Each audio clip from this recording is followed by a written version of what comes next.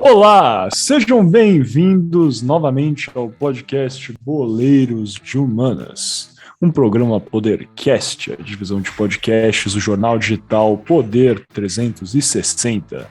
Como sempre, eu sou um de seus co-apresentadores, Miguel Galute Rodrigues. Estou aqui hoje com Gabriel Franco, diretamente de São Paulo, e também com Guilherme Ribeiro Paturi, dessa vez de Los Angeles. Gui, o que você tá fazendo aí, cara? Foi pra Califórnia, desistiu do Canadá. Bom dia, boa tarde, boa noite, senhoras e senhores. Olá, aqui todos os ouvintes, seja lá onde estiver escutando nesse mundo mundial. Um prazer enorme estar aqui, como sempre é isso, cara. Como viaja, né? Tava em Brasília, agora tava depois em Toronto, depois em Los Angeles. Não paro quieto, cara, não paro quieto. Mas estou apenas a lazer visitando, não troquei o meu amado Canadá ainda. E é isso, ó, estamos num fuso horário absurdo, estou com um pouco de jet lag, mas forte, cara, forte como sempre. Muito bom, cara, muito bom. E agora passando a bola do calor californiano para o frio que tá fazendo aqui em São Paulo, na quarta-feira, dia 28 de setembro, às 20 horas e 40 minutos. Franco, como é que você tá, cara? Chuvoso esse nosso clima aqui. It's a cold day at Birmingham City, mate. Cara, tá frio pra caramba aqui. Que é isso? Eu tô congelando. E diferente do Gui, a gente não tem o benefício de poder viajar por aí, né? Miguel tá forte agora, cara. Eu tô próximo da final, então a gente tá focadíssimo aqui, cara. Focadíssimo no frio, no gelo. Mas tirando isso, tô bem. Os senhores estão bem também?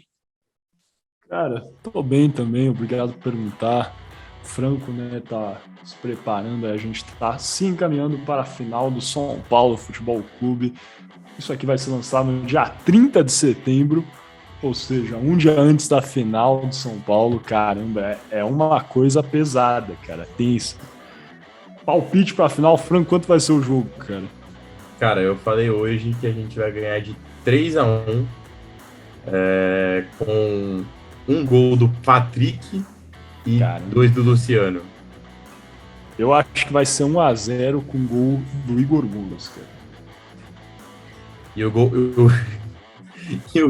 gol do Del Valle vai ser do Léder Hurtado ou de qualquer outro jogador que eles tenham, que eu não conheço.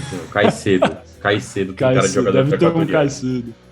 Lógico, é um nome clássico para equatorianos. E você, Gui? O que você acha? Você acha que São Paulo vai ser campeão disso, cara?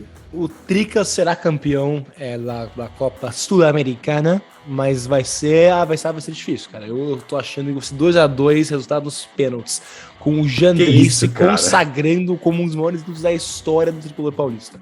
Ele não vai jogar, vai ser o Felipe Alves. Falando em goleiro, eu gostaria de mandar um abraço para o meu querido amigo Yang. Estou com a camisa do Yang hoje aqui, como o Miguel bem sabe. O grande goleiro tricolor.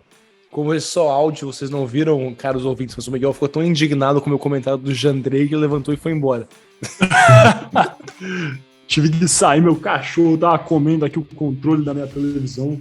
Mas Eita, isso, pessoal.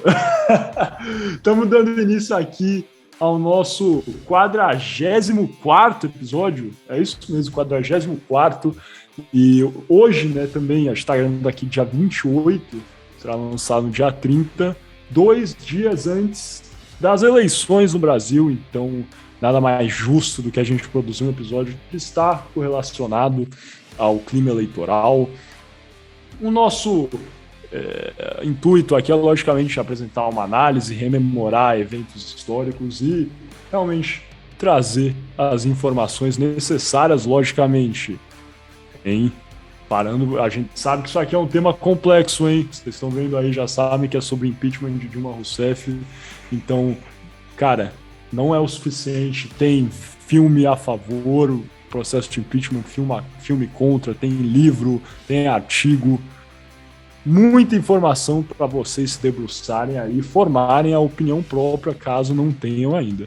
Aqui o nosso intuito é, logicamente, informar e relembrar também tudo o que era esse conturbado período político e também futebolístico brasileiro. Vamos falar um pouquinho sobre a Copa de 2014 e toda a relação nesse período geral com a queda da primeira presidente do Brasil, Dilma Rousseff, em 2016, efetivamente.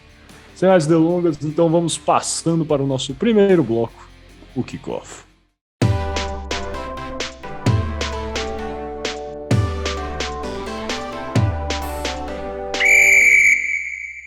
Sejam bem-vindos ao Kickoff, hoje diferente, hoje apresentado por mim, Gabriel Franco. Antes de tudo, gostaria apenas de lembrar que você está escutando Boleiros de Humanas, que é uma divisão de podcast do jornal digital Poder 360. Bom, vamos lá, eu vou falar um pouquinho sobre o que foi o movimento Não Vai Ter Copa. Como o Miguel já disse, o assunto de hoje é impeachment, então acho que antes de tudo vale a gente dar uma contextualizada, que neste período de 2013 até 2016, a gente passava por Copa do Mundo, Olimpíadas, em um período muito conturbado politicamente no Brasil. Então, acho que, antes de falar do movimento Não Vai Ter Copa, que começou em 2013, vale a gente dar uma contextualizada no que estava acontecendo no Brasil no final de 2012. Bom, quem bem sabe, o governo da Dilma, ele começou em 2010, após a Copa, na verdade, no mesmo ano da Copa do Mundo da África do Sul. E em 2010 ele ainda conseguiu pegar uma rebarba muito boa do que o Lula deixou de crescimento econômico. Mas já em 2012, o PIB do Brasil ele começou a desacelerar o crescimento. A gente fala, era uma recessão, o PIB estava desacelerando o crescimento. O que a gente teve? A gente teve um baixo dinamismo econômico. Em 2012, a gente teve um aumento de 0,9 pontos percentuais sobre o PIB brasileiro, ante 2,7 em 2011 e 7,5 em 2010, que foi quando a Dilma assumiu o primeiro mandato como presidenta do Brasil. Ou seja, por mais que o Brasil estivesse próximo a um ano de Copa, com estádios em construção a todo vapor, sistemas de transporte público, na teoria, sofrendo grandes modificações, aeroportos sofrendo grandes modificações, alguns não ficaram prontos a tempo da Copa, como, por exemplo, o aeroporto de Salvador, que vai ficar pronto em 2020, se eu não me engano, com alguns aninhos de atraso, né? Pouca coisa.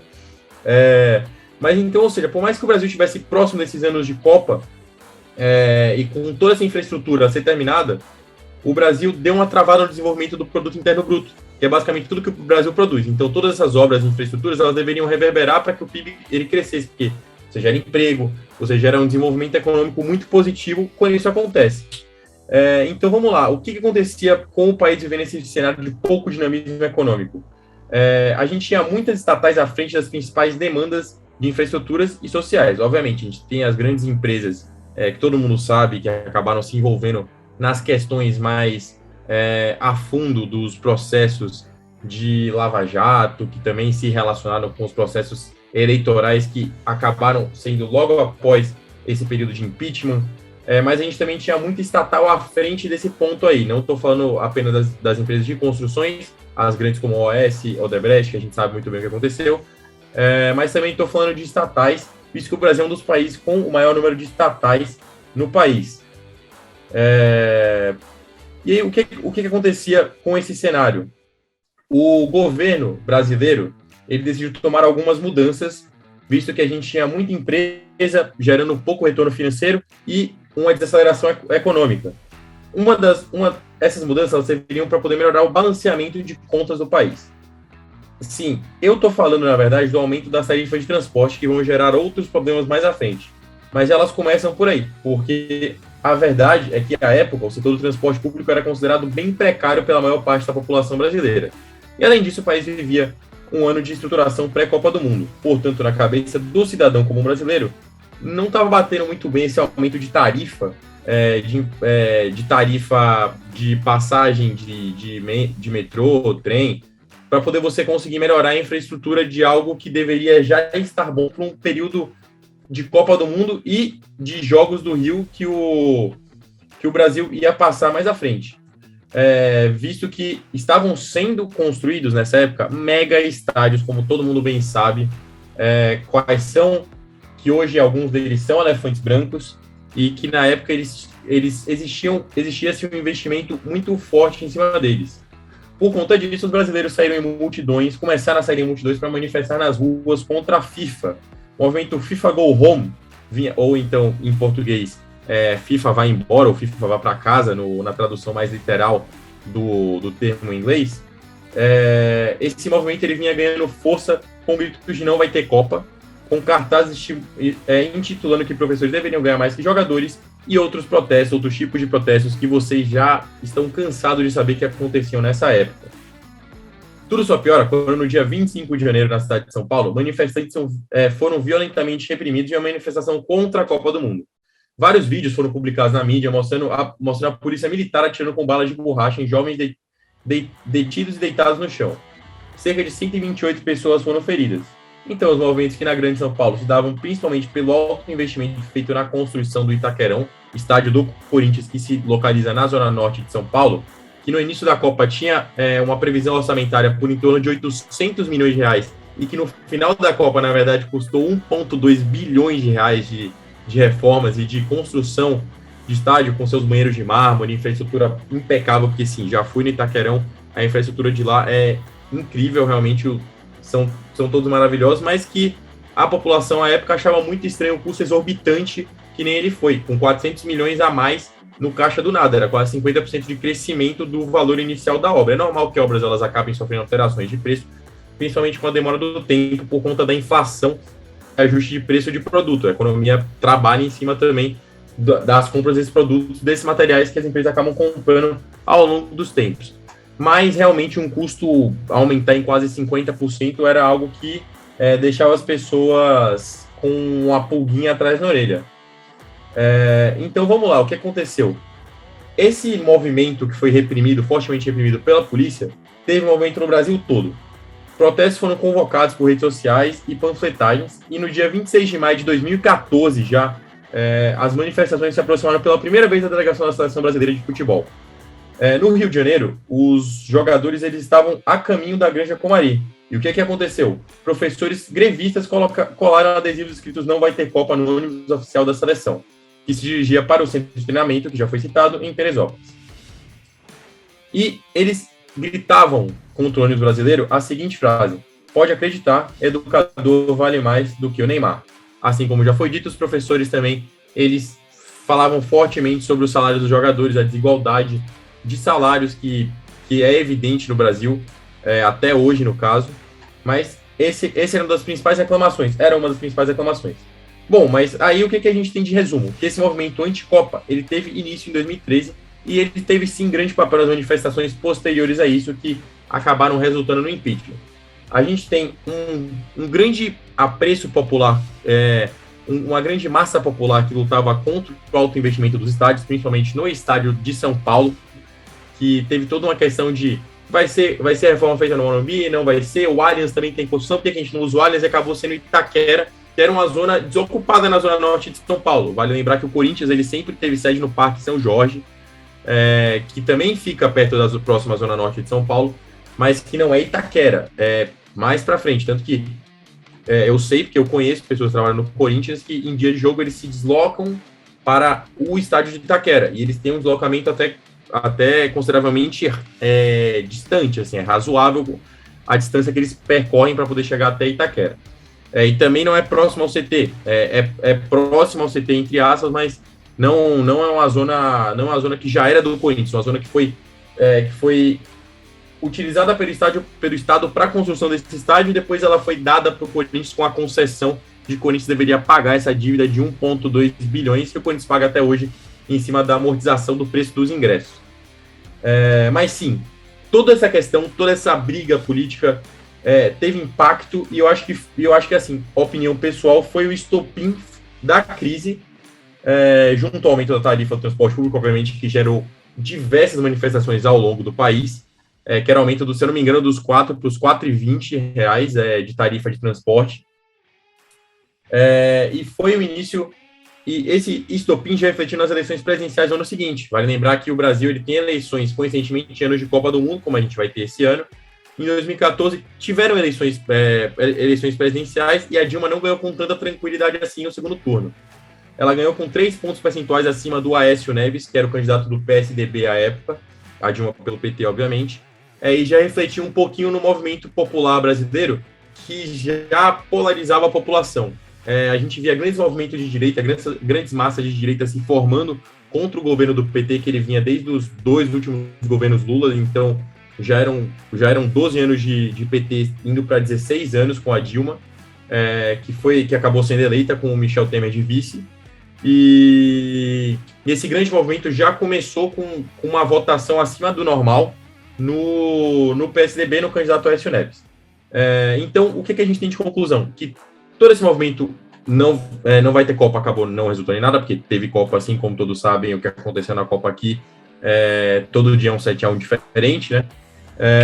E essas movimentações, essas grandes massas se mobilizando, elas acabaram incentivando e acabaram influenciando pessoas a se manifestar cada vez mais contra desvios políticos que eles não acham corretos, contra atitudes políticas que eles não achavam corretas, e acabou, sim, dividindo o país de uma maneira que eu acho que vale a pena eu deixar o Miguel falar um pouquinho mais à frente sobre, e não me estender muito, porque senão eu vou acabar roubando a fala das outras pessoas. Gui, Miguel, vocês têm algo a acrescentar em cima dessa fala sobre o movimento Não Vai Ter Copa? Sim, Franco, primeiramente, belo sobrevoo. Acho que você conseguiu realmente capturar uma foto desse movimento político, do momento político que o país vivia muito bem. O que eu queria mesmo adicionar, Franco, eu queria só enfatizar como a eleição de 14 foi realmente muito, muito mais perto do que as pessoas lembram. Eu até mesmo não era eleitor ainda, mas eu lembrava erroneamente que a vitória da Dilma tinha sido com um maior folga, não foi. E é até importante frisar também que o PSDB e o Aécio, por bastante tempo, questionaram os resultados das urnas, fizeram auditoria para ver se a ex-presidente Dilma tinha de fato vencido a eleição ou que tinha. Isso até, de certa maneira, abriu uma espécie de caixa de Pandora, porque, atualmente, claro, temos o presidente Jair Bolsonaro que ameaça as instituições, ameaça não reconhecer os resultados das urnas, diz que as urnas eletrônicas são fraudulentas sem ter nenhuma prova. E, claro, não é justo dizer que o PSDB e o Aécio Neves começaram com isso, mas eles fizeram um primeiro movimento, questionando a validade das urnas. Eu acho importante frisar isso e dizer isso. Mas eu lembro bem também dos protestos de 2013, eram realmente muito grandes também, foram combinados, claro, com o aumento da tarifa do ônibus. E, enfim, claro, a gente pode ficar aqui horas discutindo só 2013, que foi realmente o começo do fim do governo Dilma Rousseff. Eu concordo plenamente com você. Eu também não me recordava muito bem de que tinha sido apenas por 3 pontos percentuais. Se eu não me engano, a Dilma ganhou com 51%, acho que foi 51,6%, e o Aécio ficou com 48,3%. Muito perto. Então muito perto. Isso no segundo turno, né, no caso? Claro, no segundo turno, porque o Partido dos Trabalhadores até teve um certo momento que o Aécio estava em terceiro nas pesquisas, após a morte do ex-governador de Pernambuco, Eduardo Campos. A vice da chapa dele, que era a atual candidata a deputada federal por São Paulo, Marina Silva, assumiu a cabeça da chave e por um bom tempo ficou não só à frente do Aécio, mas à frente da própria presidenta, à época presidente Dilma. E ameaçando, de fato, tirar o Aécio do segundo turno e ser eleito presidente da República. Porém, o Partido dos Trabalhadores fez uma campanha ferrenha contra a Marina Silva e ela acabou caindo muito e não conseguiu chegar ao segundo turno.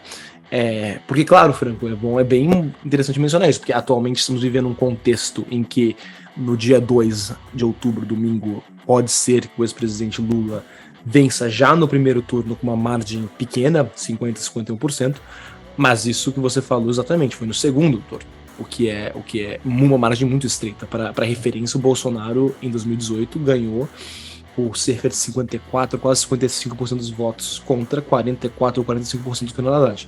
Então a margem de 2014 foi bastante estreita, talvez a mais estreita da Nova República. salvo engano, porque Sim. o Fernando Henrique Cardoso ganhou no primeiro turno, no primeiro turno, as 2 eleições que disputou, o Lula ganhou com mais folga. Talvez na eleição de 89, Fernando Collor de Mello tenha vencido por menos. Mas é isso, eu estou me estendendo um pouco aqui falando de história de eleições brasileiras.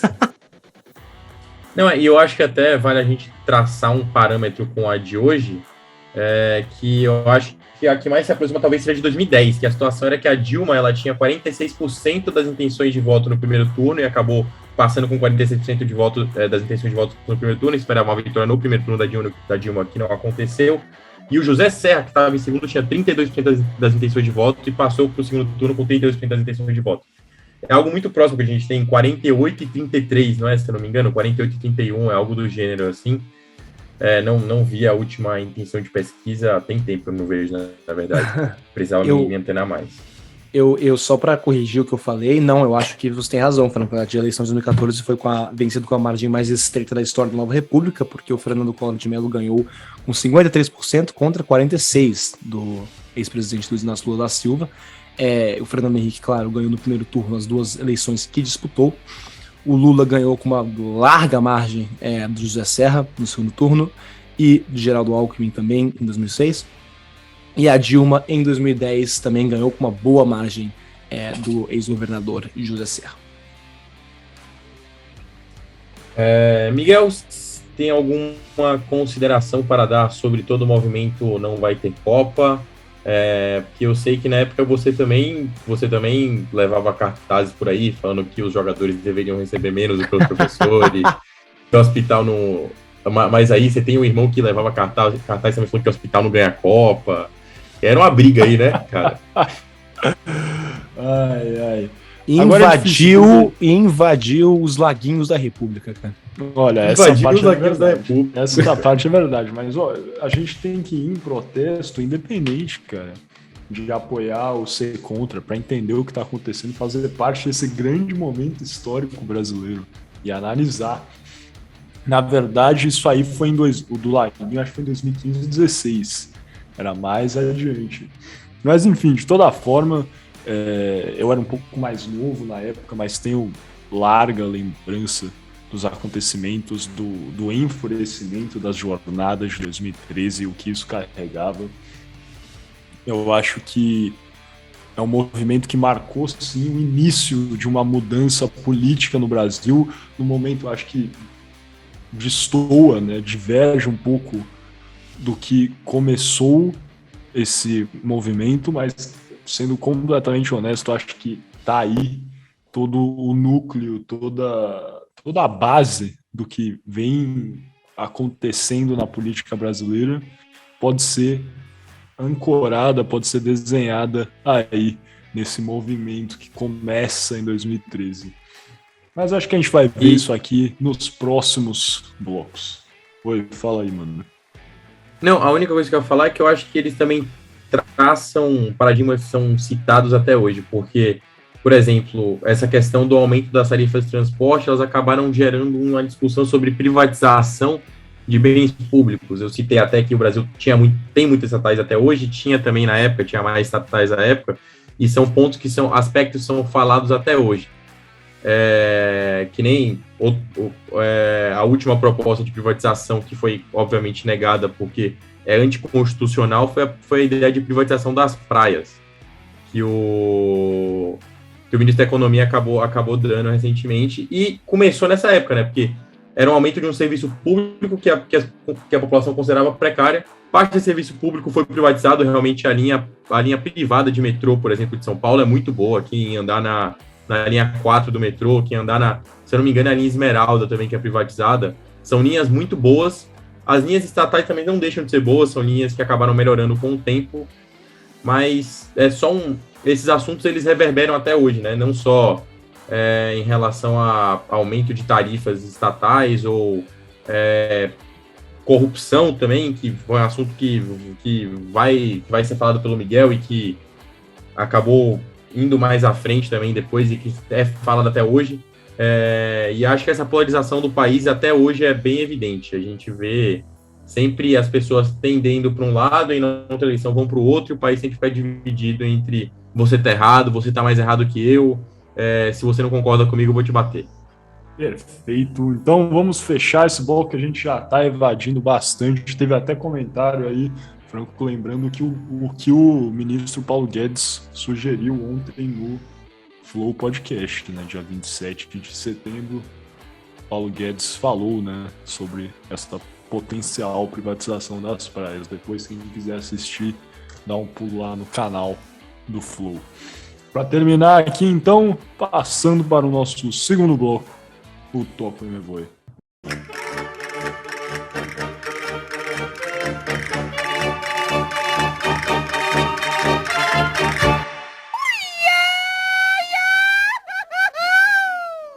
Muito bem, começando agora nosso segundo bloco do podcast Boleiros de Humanas, o nosso Toque Me Voe. E lembrando sempre, você está escutando o podcast Boleiros de Humanas, um programa Podercast, divisão de podcast, Jornal Digital Poder 360.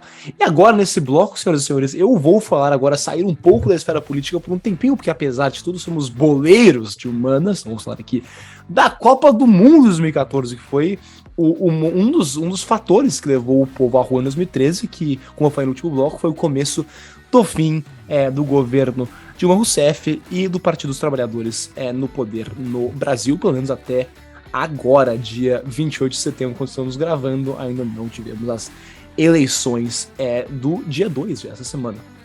Mas como o Franco já mencionou, entrando aqui na Copa de 2014, foram escolhidas 12 cidades-sedes para o Mundial. E elas foram Rio de Janeiro, com o Estádio Maracanã, Brasília, com o Estádio Mané Garrincha, São Paulo, com o Estádio Itaquerão, Arena Corinthians, Belo Horizonte com Mineirão, Porto Alegre com Beira Rio, Recife com Arena Pernambuco, Manaus com Arena Amazônia, Natal com o Estádio das Dunas, Curitiba com a Arena da Baixada, Cuiabá com a Arena Pantanal, Salvador com a Arena Fonte Nova e Fortaleza com o Castelão.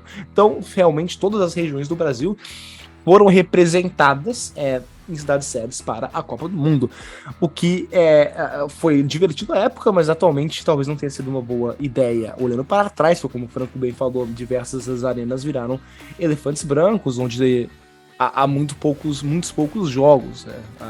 Nós, como vocês por onde já sabem, eu e Miguel vivemos praticamente a vida inteira em Brasília. O Estádio Mané Garrincha, apesar de ser muito grande e bonito, é bem pouco usado. E o mesmo acontece com a Arena Amazonas e, até um certo ponto, com a Arena Pantanal também, entre outras, né? Mas considerando, então, essas 12 sedes, houveram 32 seleções que classificaram para a Copa do Mundo. E agora eu vou dizer aqui essas 32 seleções o mais rápido possível. E elas foram pela Conmebol: Brasil, Argentina, Uruguai, Colômbia, Chile e Equador. Pela AFC, o Irã, a Coreia do Sul, o Japão e a Austrália. Pela CAF, a Costa do Marfim, Nigéria, Camarões, Gana e Argélia. Pela CONCACAF, Estados Unidos, Costa Rica, Honduras e México. E pela UEFA, tivemos mais, claro, a Bélgica, Itália, Alemanha, Países Baixos, Suíça, Rússia, Bósnia e Herzegovina, Inglaterra, Espanha, Portugal, França, Grécia e Croácia. Então foi um mundial repleto de boas seleções. Obviamente era diferente, a França não era uma potência tão forte na época. Essa foi a última participação da Itália no mundial, mas tivemos grandes seleções no torneio. E o torneio, é claro, não decepcionou, porque ele foi talvez uma das Copas mais divertidas da história, não é? Com diversos recordes e acontecimentos históricos dentro de campo. E agora eu quero abrir para os meus amigos Miguel e Franco para perguntar: qual é o momento, escolham um momento que vocês mais lembram da Copa, não necessariamente um placar, não pode falar o 7-1, tô me referindo a coisas mais históricas e divertidas, como, por exemplo, a Costa Zica ou o Van Persie voando, coisas desse gênero. Então vou tocar essa bola pro Gabriel Franco. Qual o momento que você mais se lembra da Copa, cara? Algum momento que você mais gostou da Copa? Cara, quem me conhece, assim, sabe que eu sou um admirador nato do futebol brasileiro, mas que eu tenho alguns meus favoritos na Europa também. Gosto muito do Barcelona, irritei durante muito tempo o João, irmão do Miguel, com o fato do Messi ser muito melhor do que o Cristiano Ronaldo. Só que eu acho que o fato que mais me toca na Copa do Mundo foi o fato de eu ter conseguido ver o jogo do meu jogador favorito de infância. Sem ser o Dagoberto, obviamente. Estou falando dele mesmo, do Wayne Rooney. Eu acabei vendo Uruguai 2, Inglaterra 1 no estádio de Itaquera. O jogo que o Álvaro Pereira desmaiou também, lá que era lateral esquerdo do São Paulo. um lateral que alguns aqui nessa call gostavam, outros achavam que existiam outros laterais esquerdos melhores no elenco, e que... O Álvaro Pereira era muito raçudo, cara. Aí, ó, as pessoas não sabiam aproveitar a raça, cara. Fora que ele hablava, então nitidamente ele era melhor do que qualquer outra opção no mercado brasileiro. O herdeiro do Lugano. Cara, quando o cara não é brasileiro, ele já nasce melhor do que os brasileiros.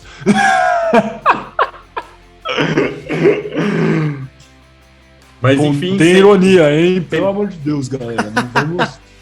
Sem me prolongar para essa síndrome de vira-lata que o Miguel acabou de falar aqui, o fato foi que eu consegui ver, a única vez que eu consegui ver o Wayne Rooney, que era o meu jogador favorito de infância, sim, meu jogador favorito de infância era o Wayne Rooney.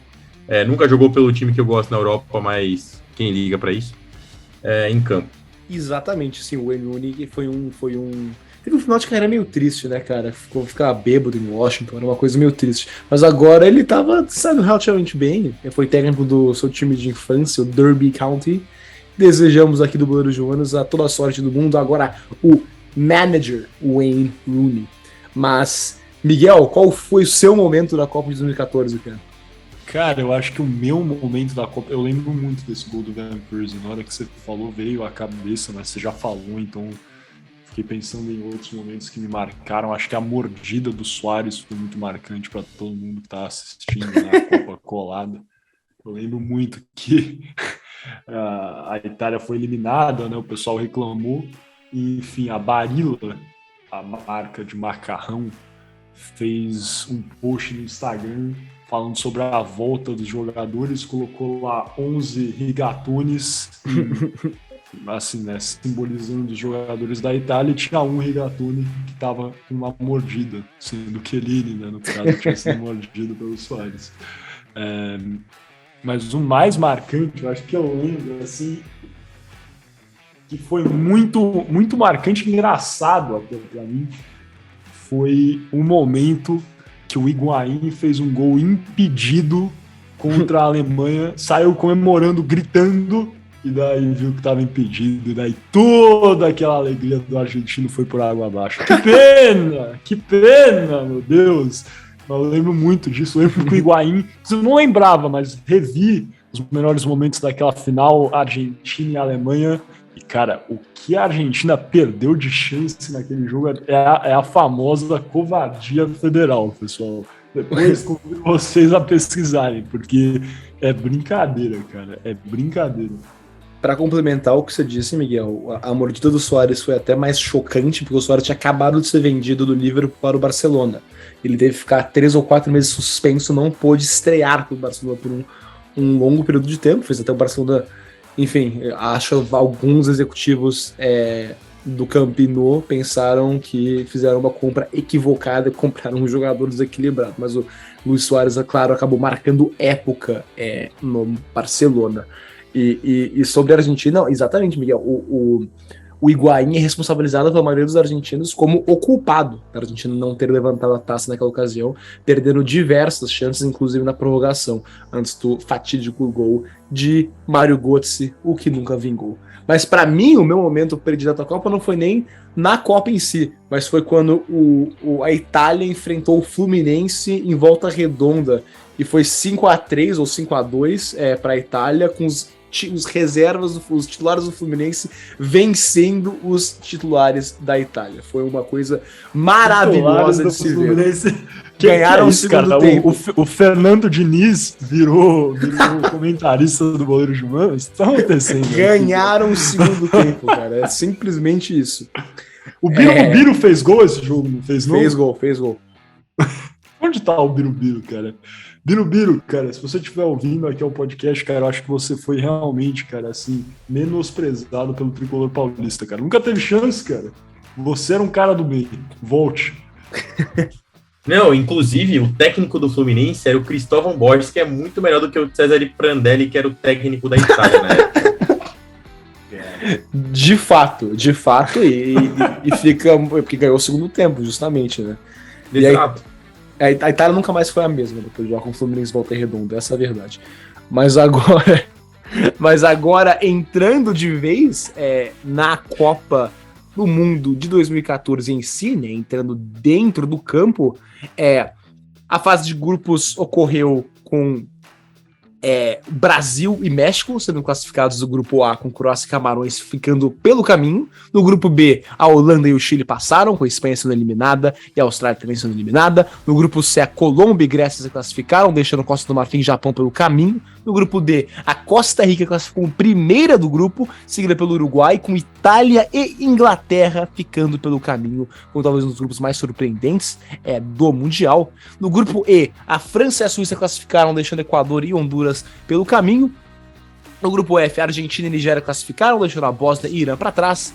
No grupo G, a Alemanha e os Estados Unidos passaram, deixando Portugal e Gana para trás, talvez outro momento interessante da Copa. No grupo H, a Bélgica e a Argélia classificaram, deixando Rússia e Coreia do Sul de fora das oitavas. E, após disso, entramos então nas oitavas de final da Copa do Mundo. E nessa fase, o Brasil derrotou o Chile nos pênaltis, com talvez momentos bem emocionantes, né? Que nem a bola na trave que Eduardo Vargas meteu na prorrogação e enfim, um jogo que foi realmente um dos mais difíceis do Brasil nessa Copa do Mundo. E a Colômbia, por sua vez, derrotou o Uruguai por 2-0. A França despachou a Nigéria por 2-0 e a Alemanha venceu a Argélia por 2-1. A Holanda venceu o México por 2-1 e a Costa Rica, ou Costa Zica, como eu falei, eliminou a Grécia nos pênaltis e chegou às quartas de finais. E a Argentina venceu a Suíça por 1-0 e a Bélgica passou pelos Estados Unidos por 2-1, se garantindo também nas quartas de final. E agora nas quartas, o Brasil venceu a Colômbia por 2-1, com gols de Thiago Silva e Davi Luiz. Um jogo que prometia ser fácil, acabou sendo mais difícil, com uma certa pressão colombiana no final, e o Zuniga quebrando o Neymar. Devia ter sido preso o Zuniga por essa lesão que fez o menino Neymar, de ter saído ali do Mineirão direto para a cadeia, porque aquilo foi realmente criminoso o que fez o jogador do Napoli. A época jogador do Napoli, não. Mas a Alemanha, então, venceu a França por 1-0, com um gol de Matt Hummels, e o Higuaín, que depois desperdiçaria a sua chance na final, garantiu uma vitória argentina sobre a Bélgica nas quartas. A Holanda venceu a Costa Rica nos pênaltis e acabou com o sonho da grande seleção zebra, que foi muito mais longe do que o esperado na Copa. E agora nas semis, camaradas, como vocês bem lembram, tivemos, é claro, o 7-1. Eu tenho que perguntar agora para essa muito inteligentíssima banca onde estavam vendo o jogo e o que pensam desse histórico acontecimento 8 anos depois. Eu quero passar essa bola primeiro para o Miguel. Então, onde você estava? Eu quero uma reflexão sobre isso hoje, cara. Cara, o 7-1 foi um momento marcante, acho que todo mundo lembra do momento. Eu lembro com quem tava, como é que foi a situação. Eu tava em casa, em Brasília, com os meus pais. E quando saiu o primeiro gol, a gente ficou chateado, né? Daí quando saiu o segundo, o terceiro, o quarto, aí começamos a rir. Acho que é uma tragédia, né? Mas quando você... fica até meio cômico, e ficou, na verdade, ainda mais a gente assiste depois com a narração do Galvão, que é um ótimo narrador de futebol, mas ficou marcante, né? Aí vem ele de novo! Pelo amor de Deus!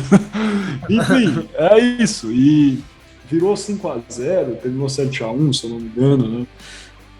E eu lembro muito desse momento, eu lembro que a gente estava se aproximando as eleições também e pensava justamente no efeito que poderia ter uma vitória no Brasil na Copa sobre a reeleição de Dilma Rousseff. Eu lembro que muitos falavam disso. No final das contas, a verdade é que a Dilma conseguiu se reeleger, é claro, mas com certeza, assim, eu acho que foi um momento marcante, um momento de tristeza e, logicamente, quando a Copa é no Brasil, um país que é apaixonado por futebol, as coisas dão errado e dão errado da forma que foi, é até uma espécie de...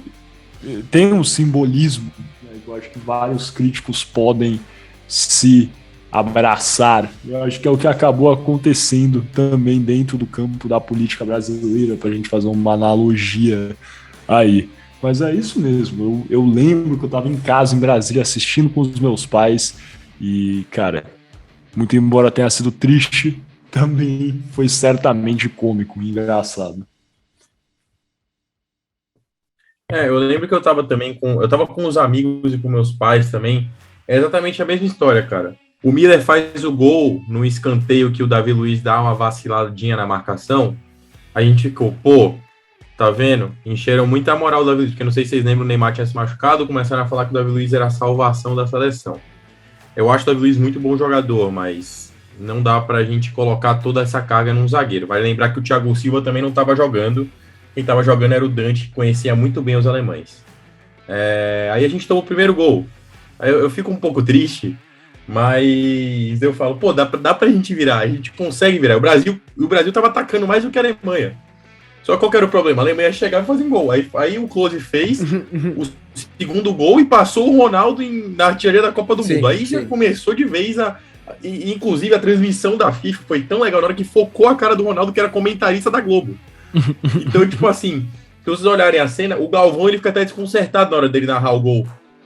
Porque fala, olha aí, a Globo, olha aí, agora a FIFA mostra a imagem do Ronaldo. Ronaldo, como é que você tá se sentindo? Se eu sou o Ronaldo, eu nem sei o que eu falo nessa hora, cara. Eu não sei se eu saio da transmissão, se eu tô chorando, se eu tô dando risada. E depois o Kroos faz 2 gols, o Khedira faz o gol também que, olha só que absurdo. A gente conseguiu tomar gol do Shirley. Dois gols.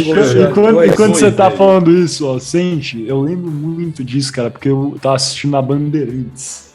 E na narração, eu lembro, né? Logicamente, o comentarista era o Neto, nosso grande Netão. Craque Neto, na hora, ficou bravo. Ficou pistola que mostraram a Globo e falou: não, tô mostrando a Globo aí, sabe o quê?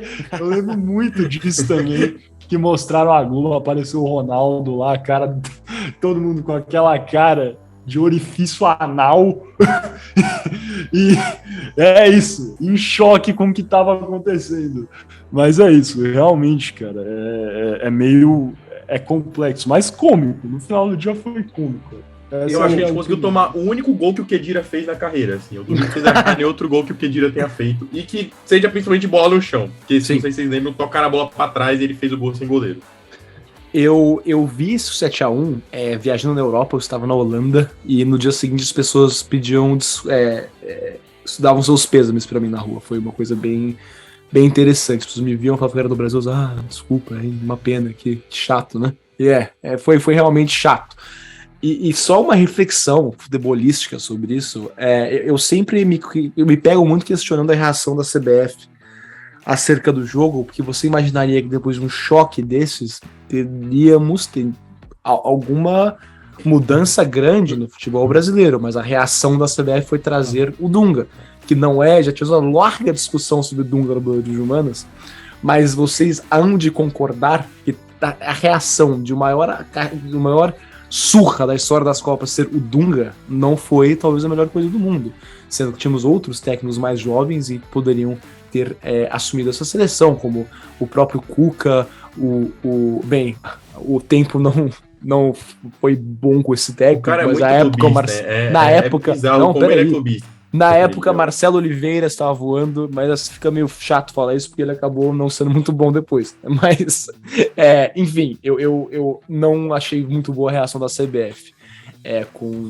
depois do 7x1. Mas, então, só complementar o que o Franco estava falando, os gols da Alemanha foram marcados por Müller, Klose, 2 do Kroos, do Khedira e 2 do Schürrle, e o nosso Oscarzinho diminuiu para o Brasil. Então, depois dessa surra, do outro lado da chave, uma clínica argentina acertou todos os pênaltis na disputa e eliminou a Holanda após Ron Peter Vlaar e Wesley Sneijder errarem seus pênaltis desde a marca do cal. E chegamos então até a final, companheiros, onde, claro, a Alemanha venceu a Argentina por 1-0 na prorrogação, num jogo que se desenhava aqui para os pênaltis, igual tentou diversos gols feitos, e Mário Götze, a criança que nunca vingou muito, garantiu a Copa do Mundo, o tetracampeonato mundial para a Alemanha. E agora, algum comentário, senhores, sobre a final da Copa do Mundo? Antes que eu entre nas estatísticas do torneio? Na verdade, não sobre a final, mas você tocou num ponto muito legal da história, que é o Götze, que ele é o jovem que nunca vingou. Cara, se a gente for olhar a seleção da Alemanha, que a gente considerava à época, não sei se vocês lembram, a gente considerava uma seleção, a melhor seleção do mundo, todo mundo que via a Copa do Mundo tinha esperança do Brasil ganhar, que nem eu tenho todo ano, né? Que nem eu tive em 2018, eu tive em 2010, tem em 2022 agora. do Brasil ganhar, porque... Exatamente, e tenho agora. Eu sou devoto do Vini Júnior. Mas a gente olhava a seleção da época da Alemanha e a gente vê quem são esses caras. A maioria deles não vingou no futebol, tá bom? Você tem o Schürrle, que era ponta do Chelsea, mas não vingou no futebol. Você tem o Özil, que jogava pra caramba na época, mas aí teve uma série de lesões que afastaram ele do melhor desempenho possível do futebol dele. Também terminou na Turquia. Você tem... Também terminou na Turquia. Você tem o... Ele que ele é de origem turca, não é? Sim, sim. Aí você tem o zagueiro lateral, que era do Schalke 04, o Havertz, que não é muito bom zagueiro, sempre era um cara, sempre foi um zagueiro duvidoso. Você tinha o Dörn, que era uma promessa, uma sempre promessa do Borussia Dortmund na lateral, mas nunca vingou, nunca conseguiu nem tirar eu acho que era o Piszczek que jogava na esquerda, não era nessa época, se eu não me engano? Ou era o Schmelzer, nunca tirou o Schmelzer. Nunca tirou o Schmelzer, que não era um grande jogador também, era um jogador ok. Aí você tinha o Ziller, que era um goleiro questionável. O Grosskreutz, que era ok. O Weidenfeller, que era um bom goleiro, mas... Não, o Weidenfeller era um bom goleiro. Você tem o Draxler, que é problemático no PSG, nem sei onde é que ele tá hoje em dia. Mas enfim, você tem uma grande quantidade de jogadores que hoje em dia são duvidosos e que conseguiram ganhar uma Copa do Mundo com amplo favoritismo e com um pé nas costas, tirando na final. E eles saíram amassando todo mundo deles. Sim. Exato. Eu acho que eles só tiveram dificuldade em 2 jogos. Foi a Argélia, que eles empataram e estavam empatando e fizeram um gol numa falha do goleiro, se eu não me engano, e contra a Argentina na final. A Argentina quase ganhou. Sim. Eu acho que demonstra que a Alemanha, de fato, não era tão tudo isso, é a Copa de 2018, que era um elenco muito parecido, com promessas aí também, promessas que prometiam, né? e acabou eliminada na fase de grupos, né? Com a grande maldição do campeão. Espero que volte para que a França e o Mbappé fiquem pelo caminho na fase de grupos, que nem a Alemanha em 18, a Espanha em 14 e a Itália em 2010. E só para encerrar o bloco, eu vou comentar rapidamente aqui sobre a artilharia do torneio. Quem ficou o artilheiro foi James Rodrigues com 6 gols. Também ganhou um Puskás em 14, salvo engano, por um golaço que marcou a camisa da Colômbia durante a Copa do Mundo. O vice-artilheiro foi Thomas Müller com 5 gols. E no terceiro lugar tivemos 3 artilheiros empatados: Lionel Messi, Neymar e Robin van Persie com 4 gols cada um. Então, com isso, vou encerrar o bloco, a não ser que Miguel ou Franco tenha algo mais a destacar. E para passar para o nosso terceiro e último bloco, o arremate.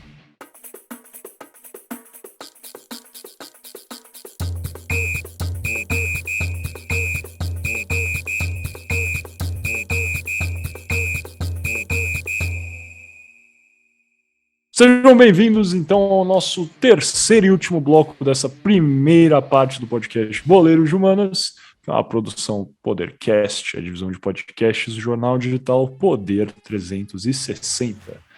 Esse nosso terceiro bloco, que é o arremate, vamos conversar hoje sobre o que foi o processo de impeachment de Dilma Rousseff, como falamos no início do podcast, entender eventuais, nexos relacionados aos protestos de 2013, todo esse movimento que começava lá com as jornadas de 2013, que o Franco bem elaborou, passando pela Copa de 2014, chegando, então, em 2015, 2016, no que foi o processo de impeachment da Dilma. Acho que, em primeira mão, a gente cabe aqui, né, falar novamente. Pessoal, não tem como a gente falar tudo sobre o processo de impeachment, tá? Nem se a gente não fosse considerar o processo de impeachment da Dilma, se fosse falar enfim, instrumento de impeachment no geral, sobre o que é o impeachment, aí já era um episódio de 5 horas, se não mais. Então, calma, Se você é a favor do impeachment da Dilma, do quesito histórico, tudo bem. Se você é contra, tudo bem. Tem muita informação aí no próprio Poder 360 sobre artigos de opinião, vídeos, muita coisa. Tem coisa em Netflix, tem coisa no YouTube. Procura aí as melhores fontes de notícias para você se informar, e opinião também, vai ter coisa pra caramba para você buscar aí. Mas para começar, acho que vale a pena só analisar rapidamente o passo a passo, né, do que é o processo de impeachment do Brasil. E são basicamente, né, se a gente colocar aí 5 passos gerais, sem entrar muito nas minúcias, que é o primeiro passo, que é a caracterização de um crime de responsabilidade, que está aí na Constituição. Para os que têm interesse em saber do que quais são os crimes de responsabilidade, é só olhar lá no artigo 85 da Constituição Federal, tudo disponível online, e daí, se um crime desses for configurado, né, na situação, aí é o primeiro passo para a abertura do processo de impeachment. O segundo passo seria a admissão do pedido, ou seja, o pedido de impeachment é feito e ele é aceito ou não pelo presidente da Câmara dos Deputados. Importante lembrar disso, hein? O presidente vai ter que aceitar o pedido de impeachment. Isso, né, logicamente, vai ter os requisitos lá mínimos para esse processo. Se o presidente aceitar, né, com os requisitos mínimos cumpridos, etc., esse pedido vai ser analisado por uma comissão de integrantes da Câmara de todas as bancadas, ou seja, vai ter gente que apoia o presidente, vai ter gente que é contra o presidente, vai ter, enfim, gente de todas as bancadas da Câmara, de todos os grupos da Câmara, nessa comissão, e eles vão analisar, então, esse processo, e em até dias, essa comissão, esse grupo, aí com deputados de todos os espectros políticos, vão apresentar uma resposta favorável ou contrária para a continuidade desse processo, ou seja, se aceitam o processo ou não. Terceiro passo, aí muito relevante também, é a defesa do acusado. Então, vamos dizer que o crime foi caracterizado, tem o pedido para o presidente da Câmara, o presidente aceita, os requisitos estão todos lá, a comissão dá uma olhada, fala que é válido, passa então para a defesa do acusado. O que é isso? Tem um prazo aí de 20 dias e o presidente tem que se defender com base nessa acusação.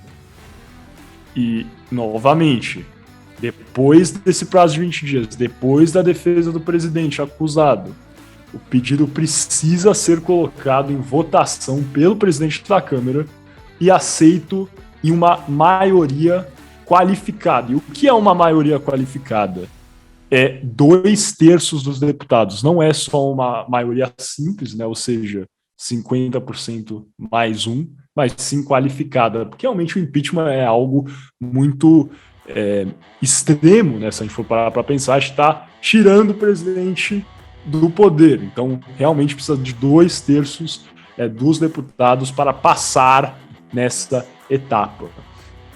E caso isso ocorra, de fato, o presidente é afastado do cargo e passa, né, no caso, assume o vice-presidente, caso o vice-presidente também não esteja envolvido em um processo que possa aí contribuir para a sua perda do cargo. Mas aí o presidente é afastado e temos o julgamento do caso pelo Senado Federal. É até interessante, né? A gente vê isso nos Estados Unidos também, algumas coisas. Nos Estados Unidos eu acho que é até um processo relativamente mais rápido, mas o que acontece é que o presidente do Supremo Tribunal Federal desce, vai até o Senado e ele preside o Senado nesse julgamento do presidente. Então quem vai votar, na verdade, são os senadores, mas quem está lá presidindo ou tomando conta da sessão é o presidente do STF. E daí tem o julgamento pelo crime de responsabilidade, tudo lá no artigo 85 da Constituição, podem dar uma olhada, feito no Senado, e que ocorre esse julgamento, esse julgamento em um prazo de até 180 dias, porque o afastamento do presidente é só de 180 dias. E aí, por fim, tem a absolvição ou a condenação do presidente. Se o presidente for absolvido, ou seja, tem um julgamento no Senado e os senadores chegam à decisão de que o presidente não cometeu esse crime, ele reassume automaticamente o cargo. Se ele for condenado, ele é imediatamente destituído, ou seja, ele perde o cargo de presidente da República, mesmo antes da decisão ser publicada no Diário Oficial. Ou seja, tem um efeito imediato essa decisão do Senado Federal. E acho que vale a pena só passar por esse passo a passo rápido. Aí, ó, fica até de dica para vocês estão marcando aí o tempo no Boleiro de Humanas, podem olhar aí e mandar esse áudio para quem quiser, para se vocês tiverem dúvida algum dia para saber como funciona o impeachment no Brasil, vai estar a informação para vocês. Rápido aqui a explicação, mas já vale aí também, se tem estudante aí de direito constitucional que tá precisando de colinha para o OAB, tá tudo aí para vocês, rapaziada, fiquem mais que à vontade, viu?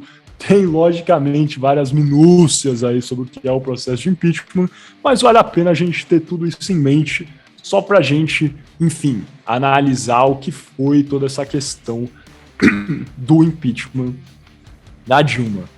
E como eu falei, o impeachment da Dilma, né, se a gente for colocar aí um ponto temporal, assim, acho que ele realmente começa no dia 2 de dezembro de 2015, que é quando o Eduardo Cunha aceita o pedido feito por 3 juristas, né? 3 operadores do direito. Eu odeio esses termos jurídicos, mas é isso. 3 advogados, o Hélio Bicudo, a Janaína Pascoal, que é hoje em dia candidata ao Senado por São Paulo, pelo PRTB, e Miguel Reale Júnior, que, enfim, foi deputado pelo PSDB, hoje em dia ele apoia o Luiz Inácio Lula da Silva na sua candidatura à presidência da República.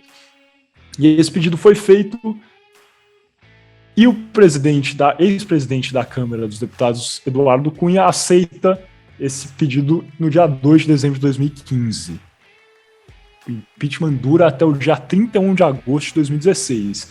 E esse período aí de, um pouco mais de 8 meses, é relevante, mas não foi todo o impeachment, né? Como a gente viu e como a gente já conversou aqui um pouquinho, o Brasil já vinha aos seus trancos e barrancos desde 2013.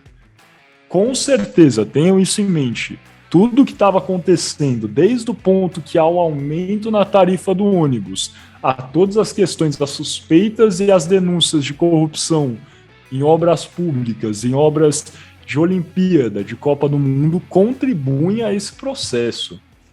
Aos que vão lembrar, em 2014 é quando começa a pipocar de vez casos de desvio e lavagem de dinheiro relacionados à Petrobras, que deram origem, então, à famosíssima Operação Lava Jato.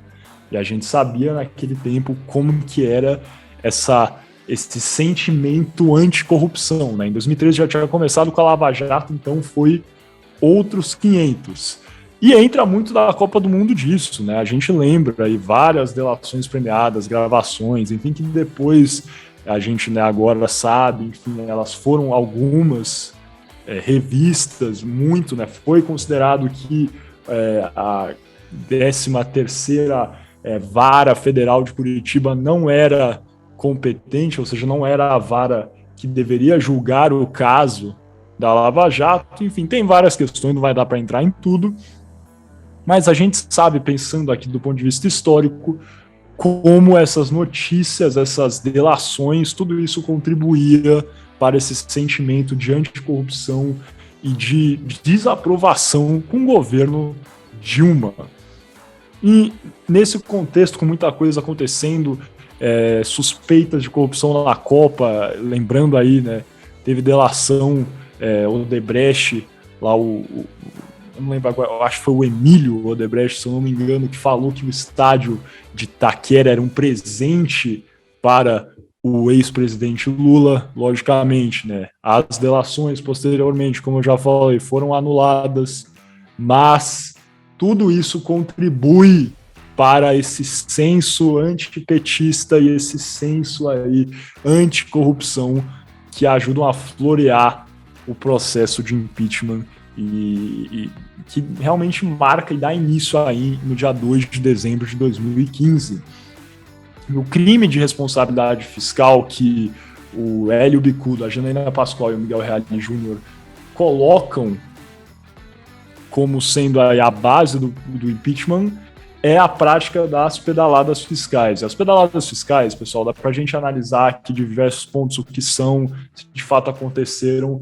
De forma simples, vamos lá, seriam atrasos nos pagamentos por parte do governo federal, da União, a bancos públicos para cobrir aí os gastos das instituições ou do próprio governo com programas, ou seja, vamos colocar um exemplo aí, seguro-desemprego, benefícios como Bolsa Família, e isso aí, né, esses atrasos nos repasses para o governo ter dinheiro para fazer esses pagamentos, era o que o Hélio Bicudo, a Janaína Pascoal e o Miguel Reale Júnior colocaram aí como crime da Dilma Rousseff, uma forma de ludibriar, de, enfim, adulterar todo o orçamento. O argumento da Dilma e de seu advogado José Eduardo Cardoso, que fez a defesa da ex-presidente Dilma Rousseff durante todo o processo, era que isso era uma prática comum, que não configurava um crime, que não era um crime e que todos os governos anteriores teriam feito essa prática também. Independentemente, o importante saber aqui é que o Eduardo Cunha aceitou esse pedido no dia 2 de dezembro de 2015 e daí deu início ao que a gente já vinha comentando, né? No dia 2 de dezembro de 2015, então, Eduardo Cunha aceita esse pedido e formou, então, né, a comissão especial para julgar sobre a admissão ou não, né, se esse processo valeria ou não na Câmara dos Deputados. Temos aí, né, no dia 8 de dezembro de 2015, uma votação secreta que o plenário da Câmara, os deputados votaram para escolher quem seria o grupo que formaria a comissão especial, né? Tem a comissão especial, ela é formada e no dia 17 de dezembro de 2015 o STF define qual vai ser o rito ou o procedimento do impeachment a ser seguido pela Câmara. E o que aconteceu é que nesse dia 17 de dezembro o STF inclusive anula essa eleição que tinha ocorrido no dia 8 de dezembro de 2015, estabelecendo que não valeria votação secreta, todas as votações no processo de impeachment teriam que ser abertas, inclusive aquelas para a eleição da comissão. E os integrantes tinham que ser indicados pelos líderes das bancadas, como eu falei, não iam ter participantes de todas as bancadas da Câmara dos Deputados. O que ocorre, daí eu acho que é mais relevante ainda, em março de 2016, como a gente já sabia, o Eduardo Cunha era do PMDB à época, hoje em dia voltou a ser MDB, usando o nome aí do tempo da ditadura militar, mas era do PMDB que fazia parte do núcleo aí da base do governo da Dilma.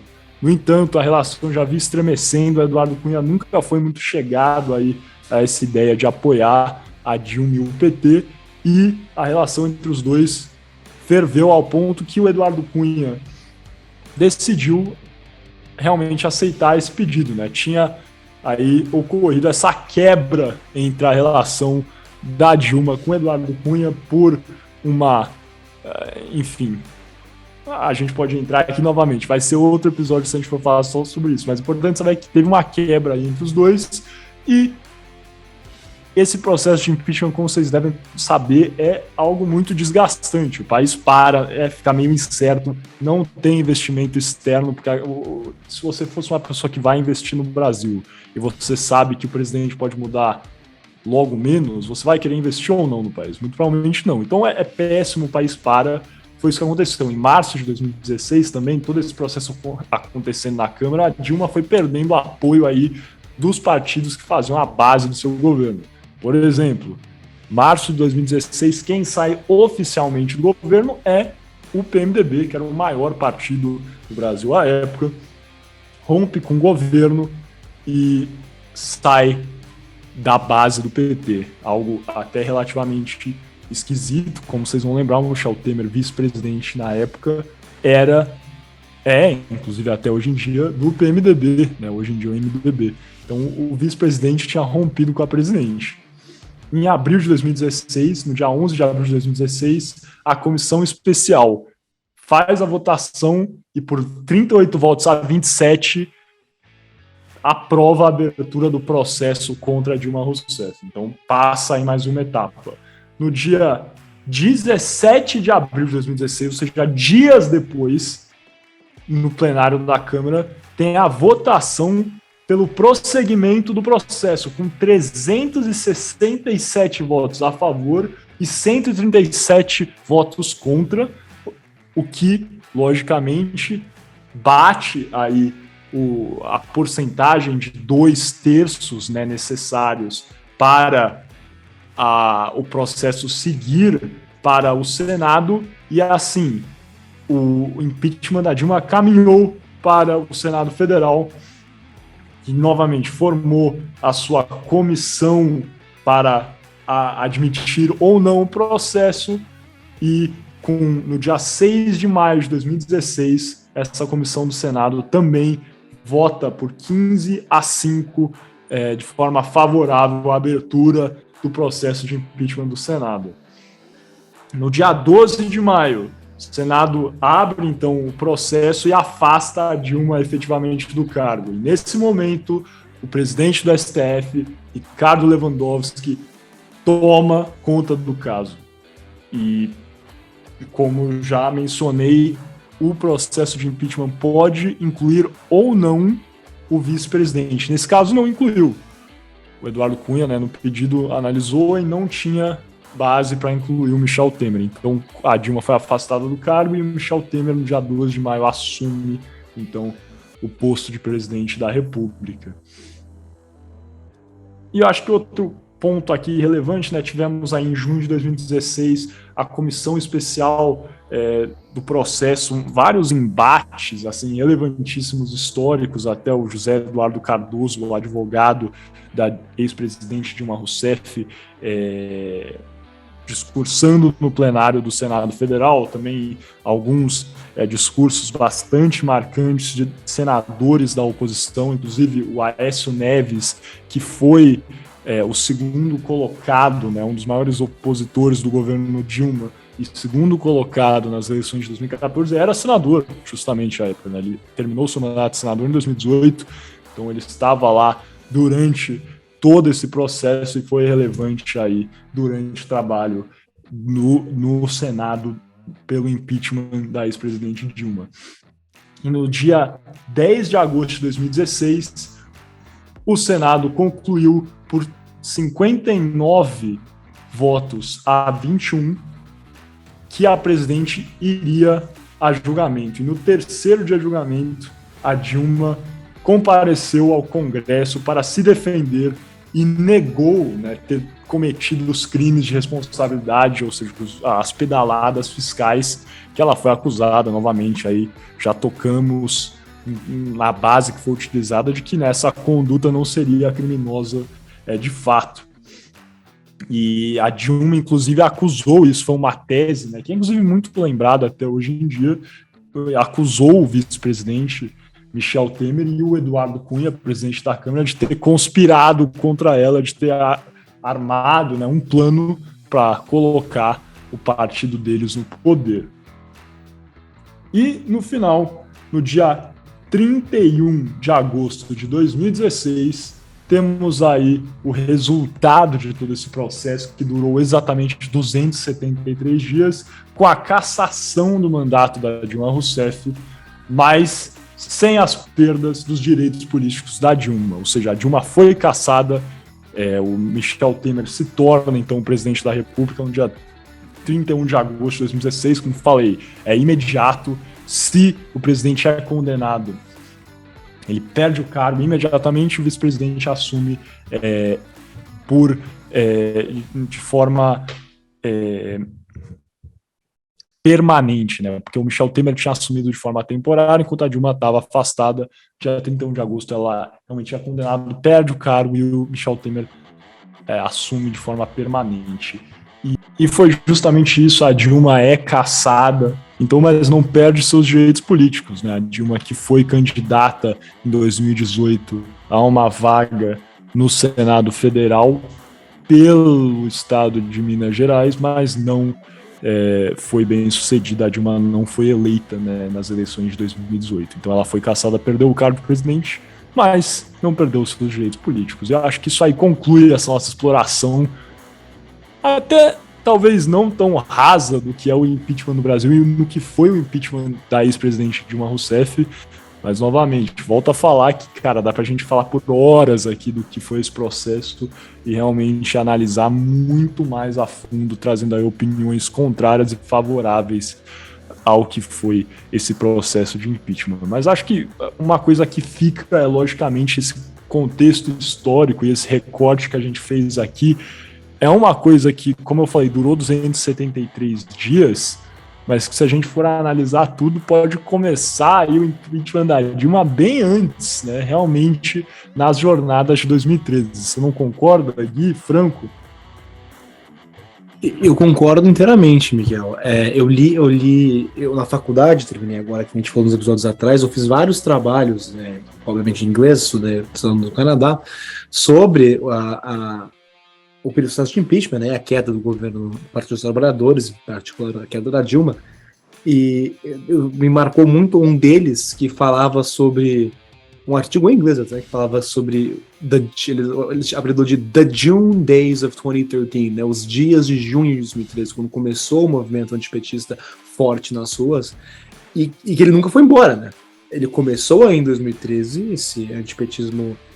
A palavra certa não é institucionalizado, mas eu vou usar as palavras mesmo assim, mas eu reconheço que não é exatamente isso. Mas esse antipetismo organizado talvez começou aí em 2013 e existe até hoje, né? Ele só foi mudando de forma. Primeiro ele foi a favor do Aécio, depois ele ligou para o Bolsonaro, e talvez no futuro ele vai brigar para outro lugar. Mas a força antipetista começa justamente aí, e é ela que começou o fogo que acabou derrubando o governo da ex-presidenta Dilma Rousseff. Eu concordo plenamente. Eu acho que até muito em relação a como a Dilma também acabou lidando com a presidência, né? Não vou falar que ela teve um mandato ruim, mas os resultados que o Brasil apresentava econômicos e também num período pré-Copa com toda essa essa regressão do Brasil, né? Eu acho que é complicado. Se eu não me engano, em 2014, a Dilma já tinha sido hostilizada na abertura da Copa. Aí depois ela ganha as eleições, muito apertado, que nem a gente comentou no primeiro bloco. E aí depois ela sofre o processo de impeachment. E é um processo que acontece há muito tempo e que eu acho que hoje em dia, até não só hoje em dia, mas desde a época, ele está sempre aí disponível, desde o primeiro impeachment que aconteceu no Brasil. Eu acho que ele sempre serve como uma válvula de escape. Então, quando as pessoas elas chegam no limite, elas tentam forçar essa situação. Por exemplo, a gente vê muita oposição hoje em dia ao governo do presidente Jair Bolsonaro falando sobre o impeachment, que falou sobre o impeachment dele durante todo o mandato, seja em qualquer um dos atos errôneos que ele possa ter cometido, e qualquer uma das notícias que tinham sido veiculadas sobre posicionamentos ou posições que ele tomou no governo que venham contra ideologias de partidos ou venham contra qualquer tipo de ideologia. Eu acho que o impeachment é sempre uma válvula de escape, assim, a gente pode dizer, para o brasileiro. Tipo, não tá ruim, vamos tirar. E eu acho que esse movimento antipetista que o Gui falou, ele casa justamente com a vontade do brasileiro de pôr um fim em um governo que ia durar 16 anos, que era o governo do PT, no caso, da presidência, com os 8 do Lula e depois com os 8 da Dilma. E E eles tomaram esse tipo de ação imediatista, que é comum no Brasil. E que eu não duvido nada que, num futuro, se o Lula realmente for eleito, o povo brasileiro venha a ter também, caso tenha qualquer tipo de desavença. Porque aqui eu acho que é muito comum o povo brasileiro pedir exonerações de cargos. Se a pessoa não está fazendo um trabalho bom, vale muito mais você tirar ela do que você tentar resolver de outra maneira. Então, acho que é sim um processo que vem de antes, que é um processo que está enraizado na cultura do brasileiro e que se fez como arma política, uma arma muito forte política, nessa retirada da ex-presidenta Dilma do poder. Eu acho que essa análise sua é muito legal, né, cara? A gente pode discutir isso muito a fundo. Isso é uma questão até histórica, sociológica, antropológica brasileira, cara. Pensando do ponto de vista futebolístico, esportista até. Cara, realmente, né, fazendo uma analogia, quantos torcedores não pedem a queda de um técnico depois de 5 partidas negativas? Realmente, talvez isso aí seja, né, e aí vale a pena um estudo mais profundo do que é o brasileiro, esse imediatismo e essa questão aí que você falou, essa prática, talvez um pouco mais forte de sempre querer tirar, demitir quando um líder, uma figura não está indo bem. E é interessante, né? Acho que muito disso se dá também pelo fato de haver, né? Tem aí movimentos relevantes, eu quero dizer do ponto de vista de tamanho, talvez não da relevância política, porque hoje em dia o presidencialismo no Brasil é estabelecido, mas existem aí pessoas que sempre defenderam o parlamentarismo no Brasil justamente por causa disso, por afirmarem que isso aí é uma mudança talvez um pouco menos traumática de presidente, de processo de impeachment, e que isso aí permitiria essas trocas governamentais e de lideranças de uma forma um pouco menos caótica, entre outras questões que os parlamentaristas defendem também. Mas, logicamente, por hora, que fique claro, a relevância desse movimento não chegará ao modelo de governo aqui no Brasil. Gui, você ia falar uma coisa, cara? Termina aí. Eu ia falar bem isso, Miguel, que o brasileiro, como o Franco falou, nós temos essa, não sei se foi uma mania, mas a Constituição permite isso, né? De se o governo está mal, está impopular, vamos derrubar pelo impeachment. Mas o impeachment é um processo muito traumático, porque o impeachment ele não é feito para você só tirar o cara do lugar. É claro, é um processo muito traumático. Mas isso no parlamentarismo não acontece tanto, né? Cai governo, entra governo, mas não é um problema, porque você tem uma figura do chefe de Estado, que é sempre um presidente, um rei, ou alguém mais burocrático, e o chefe do governo, que é o primeiro-ministro. Mas no Brasil, como o chefe de Estado e o chefe de governo são a mesma pessoa, no caso, o presidente da República, a queda dele é uma coisa traumática, que, claro, derruba a economia e tira a confiança das pessoas na seriedade das instituições do país. Então, claro, apesar de ser nenhum segredo, e eu discordo de praticamente tudo que faz o presidente Jair Bolsonaro, eu, de modo geral, não sou a favor dele ser... Não era muito a favor de um processo de impedimento, porque... isso acaba corrompendo a democracia, faz o país ingovernável, que nem o Peru. O Peru teve 5 presidentes nos últimos 4 anos, e o país é ingovernável, o país também é viciado no impedimento. Eu acho que isso é uma coisa que deve ser evitada no Brasil. Só um adendo também, para poder a gente traçar um paralelo com, já que o brasileiro também adora falar, na Europa tudo é lindo, vamos lá, na Alemanha... muito bonito. Vocês lembram que em 2019 estava muito forte na França a questão dos coletes amarelos, né? Que eram os movimentos anti-Macron, que até hoje, lógico, a gente vê um movimento de extrema direita muito crescente na França, né? Que é um movimento que é a favor do governo da Le Pen, que é a principal concorrente, sempre a principal concorrente do Macron na eleição da presidência. Era um movimento que muita gente do Brasil falava, caraca, eu acho que agora o Macron vai rodar. Meu Deus do céu, acho que o Macron não dura mais uma semana. E aí eu pergunto para vocês, quem foi eleito presidente da França de novo, recentemente? Então, eu acho que, assim, tem gente que tem problemas com o governo, óbvio, todo mundo vai ter problema com o governo. Ideologia política, cada um tem a sua. Às vezes eu não tenho mesmas ideias de partido que o Gui ou que o Miguel, ou tenho algumas discordâncias em posicionamentos políticos que eles tenham, mas eu não acho que só porque o Miguel acha que um partido é melhor do que outro, ou é melhor do que o partido que eu gosto, que eu vou querer tirar ele do cargo dele. Só um pequeno comentário, um pequeno paralelo que eu gostaria de traçar com a situação da França aqui em 2019. Na virada de 19 para 20 estava bem conturbada.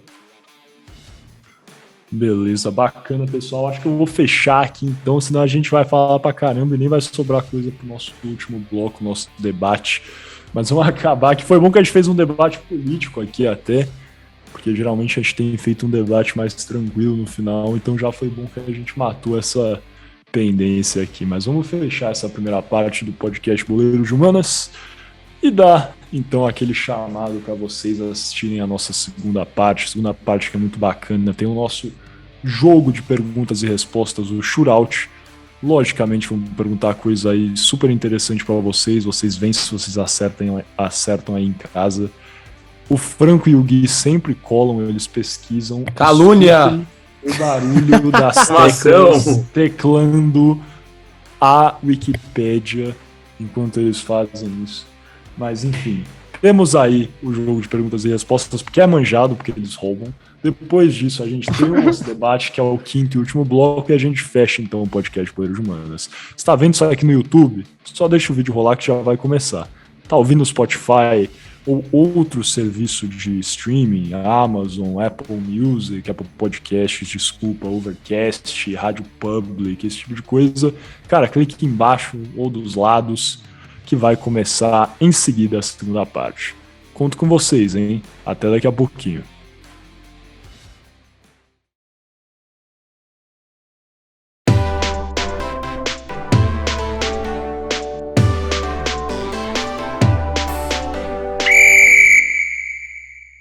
Olá, sejam bem-vindos novamente ao podcast Boleiros de Humanas, um programa Podercast, a divisão de podcasts do jornal digital Poder 360. Sou um de seus co-apresentadores, Miguel Galute Rodrigues. Estamos dando início aqui a nossa segunda parte do nosso 44º episódio do podcast Boleiros de Humanas, onde falamos sobre diversos tópicos, na verdade, desde o que foram os protestos, as jornadas de 2013, passando pela Copa do Mundo e entrando aí, de forma geral, no que foi o impeachment da ex-presidente Dilma Rousseff, terminado no dia 31 de agosto de 2016. Se você não ouviu a primeira parte, volta, escuta, entende do que a gente está falando e volta aqui para fazer essa parte que é mais bacaninha também. Mas sem mais delongas, vamos dar início aqui ao nosso quarto bloco desse episódio, com o nosso shootout. A primeira pergunta será feita pelo Guilherme Ribeiro Paturi. Gui, a bola é sua, cara. Exatamente, Miguel. E minha pergunta é bem simples, camaradas, e é o seguinte: quem foi o jogador jovem premiado pela FIFA como o Best Young Player, ou melhor jogador jovem da Copa do Mundo de 2014? Seria ele, opção A, Paul Pogba, opção B, Gini Wijnaldum, opção C, Joshua Kimmich, opção D, Ángel Di Maria. Passo essa bola para o Gabriel Franco. Qual é a sua resposta, meu caro? Cara, difícil. O melhor jogador jovem, deixa eu tentar fazer pela média de idades. Eu acho que o Di Maria, eu lembro a idade dele, inclusive, na Copa. Ele tinha 25, 26 anos. Eu comprei ele no FIFA nessa época, eu sabia a idade dele, porque eu pesquisei muito sobre a cartinha dele no Ultimate Team. O Kimmich, ele não jogou a Copa pela Alemanha, porque na primeira etapa do primeiro bloco, eu falei da seleção alemã e eu tava olhando também o plantel deles, então eu já vou ignorá-lo. Aí eu fico entre o Paul Pogba e o Gini Wijnaldum, que é difícil. Cara, eu acho que, pela grande narração do nosso grande narrador Luiz Carlos, eu vou com o Paul Pogba e os negros maravilhosos da França. Muito bem. A de Atlético Mineiro, Paul Pogba, Gabriel Franco, Miguel Galute Rodrigues. Qual a sua resposta, meu querido? Tenho certeza que foi o Paul Labil Pogba, que fez um pacto com o feiticeiro para proteger os jogadores da França, mas não tem dado muito certo, porque a França está cheia de contusões agora para a Copa de 2022, mas dessa vez o feitiço em 2018 deu... Não, 18 não, né? 2014, na verdade. Em 18 também deu certo o feitiço, porque eles ganharam. Mas em 14 também deve ter dado certo, porque ele recebeu aí o prêmio de melhor jogador jovem na FIFA, né, em 2014. Certeza que é o Pogba. Estão corretos os dois. Foi Paul Pogba o melhor jogador jovem da FIFA na Copa de 14. Espero que não seja, a França não passe de fase 2022. Eu estou no bonde anti-Mbappé atualmente. Acho que então o próximo... todos anti-Mbappé. Acho que agora quem vai fazer a pergunta é o senhor Gabriel Franco, não é mesmo, Franco? Exatamente. Bom, já que eu tô vestido de goleiro aqui, a Copa de 2014, a gente teve o foco dos goleiros, porque foi uma Copa de várias goleadas, né? Não teve somente a do Brasil, a gente teve na primeira fase também a atual campeã França tomando um sapé caiaiá da Holanda, com o antigo melhor goleiro do mundo, Casillas, tinha acabado de vir de uma conquista de Champions League, tomando 5 gols na Bahia. O que está acontecendo? Então eu vou perguntar para vocês quem foi o terceiro goleiro da seleção brasileira em 2013. Letra A de Atlético Mineiro, Vitor, do Clube Atlético Mineiro. Letra B, Cássio, do Corinthians. Letra C, Diego Alves, do Valência. Ou letra D, Elton, do Porto. Eu gostaria de, já que eu estou falando do Atlético Mineiro, deixar alguém para responder por último. Tem um membro aqui do Atlético Mineiro, né? Miguel, qual que é a sua resposta? Putz, cara, aí você me pegou. Eu acho que o Vitor foi pra Copa, mas eu não tenho certeza se ele foi pra Copa das Confederações. Eu acho que ele não foi pra Copa das Confederações, inclusive. O Elton não foi, o Cássio não foi, mas por que eu tenho a impressão de que o Diego Alves foi pra essa convocação? Eu tenho essa impressão, não sei se ele foi, afinal, mas acho que eu vou colocar aí Diego Alves, porque parece que eu tenho lembrança dele ter participado dessa conquista. Mas eu lembro que o Vitor estava na Copa do Mundo, isso eu tenho certeza absoluta. Mas vou de Diego Alves. O Vitor estava na Copa do Mundo de fato, ele foi convocado como terceiro goleiro, mas ultrapassou o Jefferson e foi o segundo goleiro no final do torneio, só quero destacar isso. Eu fiquei muito feliz, o Vitor estava catando muito naquela época de ter sido titular da seleção. Mas como você sabe que ele foi o segundo goleiro? Porque saiu no Globo Esporte, cara, eu acho. Teve essa declaração? Ou eu li no Twitter. Um dos dois. Mas eu vou de Vitor. Eu acho que talvez ele não tenha ido na Copa das Confederações, mas eu vou de Vitor porque o Vitor, na verdade, é o jogador de futebol preferido do mundo pra mim. Eu amo o Vitor. Ele que me fez me apaixonar por futebol e pelo Galo. Então, Vitor. Bom, Gui, como eu disse, goleiros convocados, o Vitor foi sim o terceiro goleiro convocado, então você tá certo. Foi Jefferson, Vitor e Júlio César, que era reserva no Queen's Park Rangers. Na época, e depois foi reserva no Toronto Football Club. No Toronto. Eu tinha a lembrança do Vitor não ser convocado na Copa das Confederações. A Copa das Confederações é um campeonato muito obscuro, cara, essa é a verdade. É meio complexo. É um campeonato aleatório. Nem tem mais. Parou de ter. Parou de ter. Que bom. Mas agora você me deixando curioso. Eu não lembro quem foi o terceiro goleiro do Brasil na Copa das Confederações. Não foi ele? Mas 2014, você colocou 2014, cara. Não, então, 2013. Mas eu não lembro quem foi em 2013. Eu não tô lembrando quem foi. Ué, mas a pergunta não era 2013? Era. Não, 2014. Não, a pergunta era 2013, eu tô lendo 2013, se for da Meu Deus, cara, aí tem um problema, Vai anular a questão? Vai anular a questão, cara. Cara, eu digitei errado, que merda. Tem que ter uma revisão do VAR aí, cara. Tá, Miguel, faz a sua que eu vou fazer outra pergunta. Não, negativo. Eu vou olhar qual foi a convocação do Brasil na Copa nas Confederações. Se o vacilei. Diego Alves tiver ido para a Copa das Confederações, talvez nenhum desses aí foram. Eu acho que talvez você tenha acertado, mas eu acho que nenhum deles foi. Quem foi para a Copa das Confederações? Eu não consigo ver. Vai ser muito resenha se ele tiver ido. Achei a lista. Copa das Confederações, deixa eu ver. Caraca, o erro de digitação acabou me ferrando. Pode ser que nenhuma das respostas seja certa, né? Aí vai anular. Aí anula. Bom, onde é que eu acho os 23 convocados do Filipão?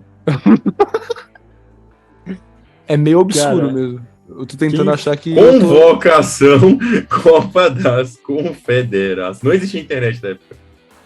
Nessa época, cara. Ó, aqui, achei. Cara, Achei Diego também. Cavalieri, cara. Diego Cavalieri. Questão anulada. Questão anulada. Questão Anulada. Anulada no Diego Enem. Cavalieri. Mas Anulado eu no Enem. sabia que o Vitor não tinha ido em 2013, cara. Eu Sabia. também achava que não tinha ido, não. Mas então, a minha pergunta era de 14. Eu vacilei, meu dedo deve ter ditado 13, eu nem reparei. Caramba, essa convocação foi, enfim, controversa, né, eu diria. Hever convocado, cara. Então, o Hever jogava bem nessa época, mas, caramba, muito jogador do Brasil, é diferente isso, né, cara? Não existe. Quero ressaltar para a convocação do Meia Jadson, que na época jogava no São Paulo. São Paulo. Então, tem vários do Brasil aqui, cara. Diego Cavalieri, Jefferson, Neymar, Hever, Gian, Bernard, Leandro muito Damião, jogador, Damião. exato, muito jogador que jogava no Paulinho, Fernando, que é volante, Cara, que deu aquele problema na Rússia lá. muito jogador do Brasil, cara. Uma pena que não tem mais hoje em dia. Mas enfim, vamos passando então para. Peço pergunta aos telespectadores. Peço perdão aos telespectadores, eu tô confuso, cara. Tá complicado. Tá confundindo o pagode, cara. Tá, ó. Minha pergunta é muito simples e ela é sobre o impeachment da Dilma Rousseff.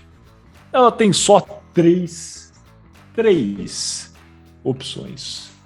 Qual palavra foi a mais citada durante a sessão na Câmara dos Deputados que confirmou a abertura do impeachment de Dilma Rousseff? Lembrando, né, que tivemos aí 367 votos a favor do início do processo, 137 votos contrários. Nesses votos, vocês vão lembrar, os deputados iam e tinham em tese 10 segundos para votar, vários davam discursos aí muito mais longos, e essa votação durou 23 horas e 50 minutos no total, quase 24 horas. Qual palavra foi a mais citada? Seria Deus, família ou golpe? Gabriel Franco. Deus, família ou golpe? Cara, curiosamente, eu tava revendo outro dia. Eu acho que eu comentei isso com você, que eu acabei revendo a votação da Câmara dos Deputados e Senadores sobre o impeachment da Dilma. E tem umas Você coisas assistiu às 23 horas e 50 minutos? Não, os melhores momentos. Os melhores momentos. Tem umas coisas muito absurdas. Mas realmente, as três palavras foram muito ditas. Eu acho que, pela minha família, com certeza foi uma das mais ditas, mas aí eu tô em dúvida, cara. O golpe eu acho que não foi muito dito, porque afinal a votação foi favorável ao impeachment, e o golpe ele era votado, no caso ele era dito por todo mundo que votava não. Então eu acho que a maioria não falou sobre golpe, falou ou sobre família ou sobre Deus, e eu acho que pela minha família é a palavra mais dita nessa votação. O que o Guilherme Ribeiro Paturi tentou pesquisar essa resposta agora nesses últimos minutos é a famosa... Eu vou de golpe! É a infração criminal federal, cara. Como disse o deputado Jean Willis, essa farsa, esse golpe sexista, cara. Enfim, a resposta é família. Família foi o termo mais citado. Deus foi citado 76 vezes durante a votação. Família Bastante. foi Tem uma citado contagem sobre isso, cara? 156 vezes. E golpe foi citado 141 vezes, ficou em segundo lugar. Então é família, golpe, Deus. Esse é a tríade aí do sucesso. Sim, tem uma contagem feita pelo jornal digital Poder 360. Já ouviu falar? Sede em Brasília, cara, aí 80 jornalistas, inclusive apareceram no programa do John Oliver essa semana. De fato. Cara, é um bom veículo de notícias. Eu O recomendo. melhor do Brasil. O melhor do Brasil. Eu acho também aqui, uma opinião completamente neutro, imparcial. Mas enfim, é isso. Família citada aí 156 vezes foi o termo mais utilizado durante a votação do impeachment da ex-presidente Dilma. Fechamos aí então, o Franco acertou essa, eu não lembro. Qual é a contagem aí então? Se bem que teve uma pergunta anulada. Questão do Franco anulada, então. Os dois acertaram a minha, o Franco acertou essa, o Franco ganhou. Não, pera. O Franco ganhou. Eu acabei ganhando no tapetão. Caramba, foi isso, caramba. Isso foi um golpe. Isso eu acho que é golpe, cara. Isso pode ser considerado um golpe. Isso foi um golpe. Inequivocamente, cara. O resto, aí o impeachment da Dilma, de novo, vamos abrir um podcast de 6 horas para falar sobre isso. Mas enfim, agora passando então para o nosso último bloco desse 44º episódio, as alternadas.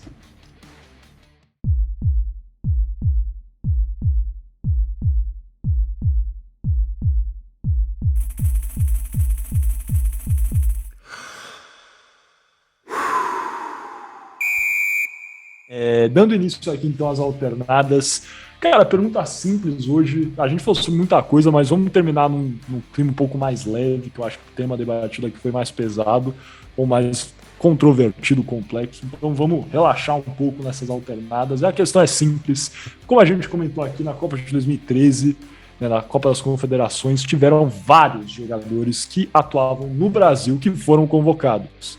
Em 2014, também tivemos aí jogadores que atuavam no Brasil, que foram convocados e foram para a Copa no Brasil. Inclusive, o nosso centroavante titular, Fred, atuava no Fluminense, jogava no Fluminense e era titular da seleção na Copa do Brasil. E a última Copa que a gente teve, um centroavante que atuava no Brasil e era titular. Tudo bem que só teve a Copa de 2018 entre esse período, mas realmente é um marco, assim, né? Porque depois, geralmente, os titulares todos são de fora, né? Eu acho, inclusive, atualmente, todos os jogadores titulares são de fora, né? Não tem um titular que atua no Brasil, titular certo, que a gente sabe dizer. E daí eu volto a perguntar para vocês, Franco, Gui, tem algum jogador brasileiro que para vocês, né, que atua no Brasil, quero dizer, que precisa necessariamente estar nessa convocação, quem é ou quem são, e se há algum deles que deveria ser titular, deveria estar nos 11 principais? Começa aí, Gabriel Franco. Bom, vamos lá. Eu acho que, assim, tem muitos jogadores brasileiros que mereciam estar nessa convocação, na minha opinião, mas eu não sou técnico Tite. Então, tentando pensar rápido em alguns que eu gostaria de ver na seleção brasileira. Obviamente, o Pedro é unanimidade, né? Eu acho que o Pedro, para mim, inclusive, deveria ser o titular da seleção brasileira. Então, para mim, o atacante Pedro, centroavante Pedro, para mim, titular da seleção. Outro jogador que joga no Brasil, que tá jogando muita bola, e que aí vocês vão dar risada da minha cara, mas é porque eu acho que, assim, das opções que a gente tem para lateral direita, ele talvez seja atualmente a segunda melhor, né? A segunda que esteja exercendo melhor a profissão dele, é o Rodinei. O Rodinei eu acho que eu levaria, o Miguel ele vai abrir o microfone para me xingar agora, mas eu levaria o Rodinei, porque eu acho que ele tá jogando bola e ele merece também. Eu acho que esse é o ápice da carreira de todo jogador, então, por mais estranho que seja, eu acho que seria muito legal pro Rodinei ir pra Copa, seria muito legal ele ir pra Copa. Muito se fala do Renato Augusto, eu acho que para mim já passou do tempo dele, eu acho que ele não deveria disputar a Copa, e eu acho que talvez a gente deveria investir em uma ideologia, que aí vocês, quer queiram, quer não, eu acho que é uma ideologia que dá certo em outros clubes, ou melhor, em outras seleções, que é o terceiro goleiro ser um goleiro promissor. Porque, a gente convoca o Everton, por exemplo, o Everton vai desfalcar o Palmeiras em diversas datas FIFAs, para poder jogar na seleção brasileira, sendo que, na maioria das vezes, ele não vai nem jogar. Se ele jogou 3, 4 jogos pela seleção, foi muito. Por mais que seja um grande marco na carreira do goleiro, o Everton, ir para a seleção, eu acho que como desenvolvimento, como projeção para o futuro, eu acho que seria bom já colocar um cara que a gente imagine que vai jogar no futuro, ou que a gente imagine que seja promissor no momento e que tenha um futuro da seleção brasileira. Porque o cara já começa a pegar um pouquinho como é que é, Eu já viajei com delegação, não como jogador, obviamente, como delegação. Eu sei que tem coisas que mudam de viagens para outras, então eu acho que é legal já o cara ir chegando lá, pegando o espaço dele, para poder, quando ele for realmente ser o titular, ele já chegar mais confortável na posição. Então eu levaria um terceiro goleiro promissor brasileiro, que no momento o que eu vejo que é o mais promissor é o Bento. Eu levaria esses 3 caras e o Guilherme Arana, mas o Guilherme Arana infelizmente não pode ir para a Copa do Mundo. Porque você não levaria o Jandrei. Seria quem? Desculpa, você levaria Rodinei, Pedro e goleiro Bento. Sendo goleiro que desses Bento. 3, só o Pedro seria o titular. Você colocaria o Pedro titular? Caramba, até gaguejei, cara. Mas não é uma coisa tão exótica assim, que tem muita gente pensando isso também. Eu tenho uma posição talvez um pouco mais... Eu confesso que, cara, colocar o Pedro talvez é a estratégia mais clássica, tá? O que eu penso é um pouco diferente disso. Eu arriscaria, eu sou romântico. principalmente nesses primeiros jogos um pouco mais fáceis, entre aspas, tá? Eu colocaria um ataque mais rápido da história do Brasil, arrisco dizer.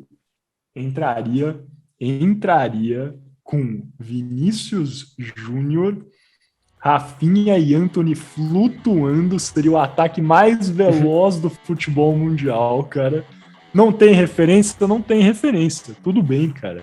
Não tem altura? Tudo bem, não tem, mas a gente poderia verificar a existência de contra-ataques mortais com enfiadas de sinuca pelo meio atacante Neymar Júnior e assim formar o ataque mais rápido. É o arco e flecha, cara. Neymar é o arco e temos 3 flechas. É impossível alguém não sair correndo na cara do gol. Acho que vale a pena a tentativa. Tite arrisca, cara. Quem não arrisca não petisca. Mas, enfim, essa ideia de trazer um goleiro jovem brasileiro, pra mim faz muito sentido de fato, cara. Eu concordo muito com isso. Concordo. O Everton, que tem a questão, né? A Copa vai começar que dia mesmo? Dia 20 de novembro? Já acabaram as competições brasileiras. Então o Everton não vai sofrer, né, por isso. Nem o Palmeiras. Desculpa. Então, assim, por isso eu entendo, né, o Everton, um bom goleiro, seria premiado com isso, eu acho que faz sentido de ser levado, mas, cara, eu concordo que trazer um goleiro mais jovem, eu lembro quando o Tite convocou o Ivan, né, para a seleção algumas vezes. Cara, sendo completamente honesto, muita gente criticou ele no começo, mas eu entendo isso, faz muito sentido para mim levar um goleiro assim. É porque terceiro goleiro, cara, dificilmente vai jogar. Essa é a verdade, dificilmente vai jogar. Então faz muito sentido sim, cara, eu concordo com você. Em levar o Bento, eu não sei, o Bento é um cara jovem, eu não ele tem 24 anos, se eu não me engano. Pode levar. Bento, você tem minha defesa também, cara. Se eu fosse técnico, você já tava no Catar. Passagem comprada pra Doha. E, cara, acho que Pedro tem que levar também, concordo com você, Franco. Rodinei, eu discordo com você. Eu acho assim, cara, um descaso para a lateral direita brasileira. Desculpa, Rodinei. Mas quem você convocaria como lateral direito reserva do Danilo? Cara, o Biel levaria o Daniel Alves. É lógico, cara. Tá achando que, cara, o Daniel Alves é um craque do futebol. É difícil até brincar sobre isso, mas eu não sei, cara. Quem vem fazendo a lateral direita atualmente é Éder Militão, é isso? Ele que tá desempenhando essa função? É o Danilo e o Militão. Daí o que acontece? Quando o Militão joga, ele faz a saída de 3 com o Thiago Silva e com o Marquinhos, e aí o lateral esquerdo sobe. E quando é o Danilo ele joga não na saída de 3, mas ele joga numa linha de meio de campo. E aí o Tite ou desce o lateral esquerdo ou um volante para fazer a saída de 3. Sim. Eu vou falar a verdade, eu acho que, sendo completamente honesto, o Brasil tem que jogar essa Copa para ganhar. Acabou de igualar o maior jejum de Copas da história do Brasil. Isso é verdade. Desde 90 até... Não, desculpa, não igualou ainda, né? Se não ganhar essa, vai igualar, porque ficou de que é 24, 70, né? Exato, de 70 até 94 se ganhar, vai igualar agora, né? Se não ganhar nessa, até 2026 iguala. 24 anos. Então o Brasil vai ter que ganhar essa Copa, sim ou claro, ou se não ganhar a próxima. Então, cara, colocar um negócio defensivo, para mim faz sentido colocar daí um lateral direito que consiga apoiar. Temos aí em nossas mãos um cara que é incrível no ataque em termos de estatísticas, que é o Caio Henrique, que nunca foi convocado pelo Tite e pelo andar da carruagem nunca será, vai ser naturalizado espanhol. Então, é isso, não irá ocorrer, mas eu entendo a tática, cara, eu entendo a tática. O Rodinei, eu não convocaria, cara. Eu não acho que é jogador para a seleção brasileira. Se for para convocar alguém, eu prefiro convocar o Igor Vinícius, pela cultura. Mas não convocaria o Rodinei. Pela cultura. O Caio Henrique não é lateral esquerdo? Desculpa. Lateral esquerdo. Entraria lá o Caio Henrique, que apoiaria no ataque, e a direita ficaria aí fechada com o Militão. Ah, tá. Justo. Vai, Gui, você. Pois é, Miguel, eu acho, cara, que eu concordo com vocês em alguns pontos e outros não. Um jogador, assim, que eu entendo não levar, claro, mas que eu acho ser interessante levar, minha opinião polêmica, é o André do Fluminense. Numa sacada parecida que o Franco falou do Bento. Ele não vai jogar, provavelmente, mas podiam colocar ele num joguinho ali, já ganho, contra, sei lá, quando esqueci o que é o grupo do Brasil, contra a Sérvia, já tá ganho o jogo, coloca o André pra ele já ter uma experiência. O André tem potencial para ser uma das maiores revelações da história do futebol brasileiro. Eu acho que deviam investir. Leva o Hendrick, cara, leva o Hendrick. Investir no futuro do moleque. Que nem o Kaká, cara, que nem o Kaká na Copa de 2002, que foi levado pelo Filipão e acabou não entrando tanto. Tentaram colocar ele na final, mas não conseguiram. Mas agora, do que vocês já falaram, eu concordo completamente com o Bento, apesar de eu gostar do Everton se desfalcar o Palmeiras frequentemente. E apesar de não jogar. E eu também não levaria o Rodinei, cara. O Galo tá querendo contratar o Rodinei, eu tô ficando bem triste com isso, porque o Rodinei, ele já tem uma temporada boa, é um bom lateral atualmente, mas ele faz tantas coisas, tantas rodineizadas na história, né, cara, que eu acho que se você chamar esses caras, uma hora eles jogam, entendeu? Que nem o Fagner em 2018, você fica chamando esses caras, uma hora eles entram. Eu acho também. Cara, é belíssima essa análise, cara. É melhor não levar pra não correr o risco. Exato. Mas, cara... Aí ele entra, daí não é legal, cara. Aí fica o Fagner marcando o Hazard, cara. É uma coisa que você não esperaria ver na sua vida, né? Você vai falar isso aí, os corintianos estão comentando tudo. Mas o Fagner jogou muito bem em 2018, sei lá do que. Galera, jogou tão bem que a gente perdeu, né? Não jogou, tá? Não jogou bem esse cara. Não jogou bem, não, cara. Então eu não levaria o Rodinei, eu levaria o Pedro, e eu gostaria de ver o Pedro. Cara, o Pedro, assim, ele tá tendo um. E eu acho que ele está atualmente melhor. Cara, mas é simples, né? A gente. Putz, é que o cara ainda machucou. Não machucou, não, né? Machucou? Jesus? Não sei. Não, põe o Jorginho de lateral direito. Fabinho de lateral direito. Fabinho. Logo, Então é isso, cara. Eu levaria o Pedro e essas são as minhas opiniões sobre a convocação. Eu juro por Fabinho não entra de lateral logo, cara. Pronto, resolveu o nosso problema. Eu juro por tudo, cara. E quando você falou do André, eu tava pensando com ele porque, tipo assim, a gente trocou de ligação agora, né? Enquanto a gente tava trocando a ligação, eu tava pensando no André também. Porque ele é um cara que dá uma dinâmica muito legal pro jogo do Fluminense também. Ele marca muito bem e ele tem uma transição de bola muito, muito rápida, cara, muito veloz. Ele é uma boa promessa, não sei se é o caso de levar para a Copa do Mundo e tal, mas eu acho que dá para levar jogadores mais jovens também, porque, tipo, eu acho que a gente levar em posições seguras é legal, mas, por exemplo, eu sou um cara que eu sempre defendi a gente sempre levar um cara jovem. Por exemplo, o Casemiro, ele tá com quantos anos agora? Ele tá com 31, se eu não me engano. E ele estreou em Copa do Mundo com 27 anos. O Casemiro é um volante incrível, um dos melhores volantes que já passou pelo futebol mundial.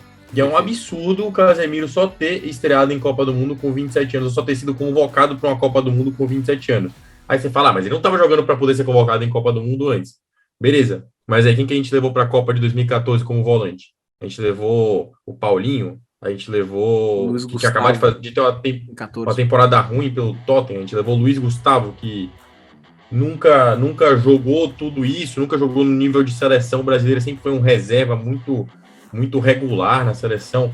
Cara, dá pra gente ousar, dá pra gente, por exemplo, ao invés de levar um outro primeiro volante, já que a gente já tá com o Fred, com o Fabinho, estourando a cota de volante junto com o Casemiro, a gente colocar um Danilo. Tudo bem que o Danilo, recentemente, ele tem sido expulso constantemente, desde que ele foi convocado para a seleção.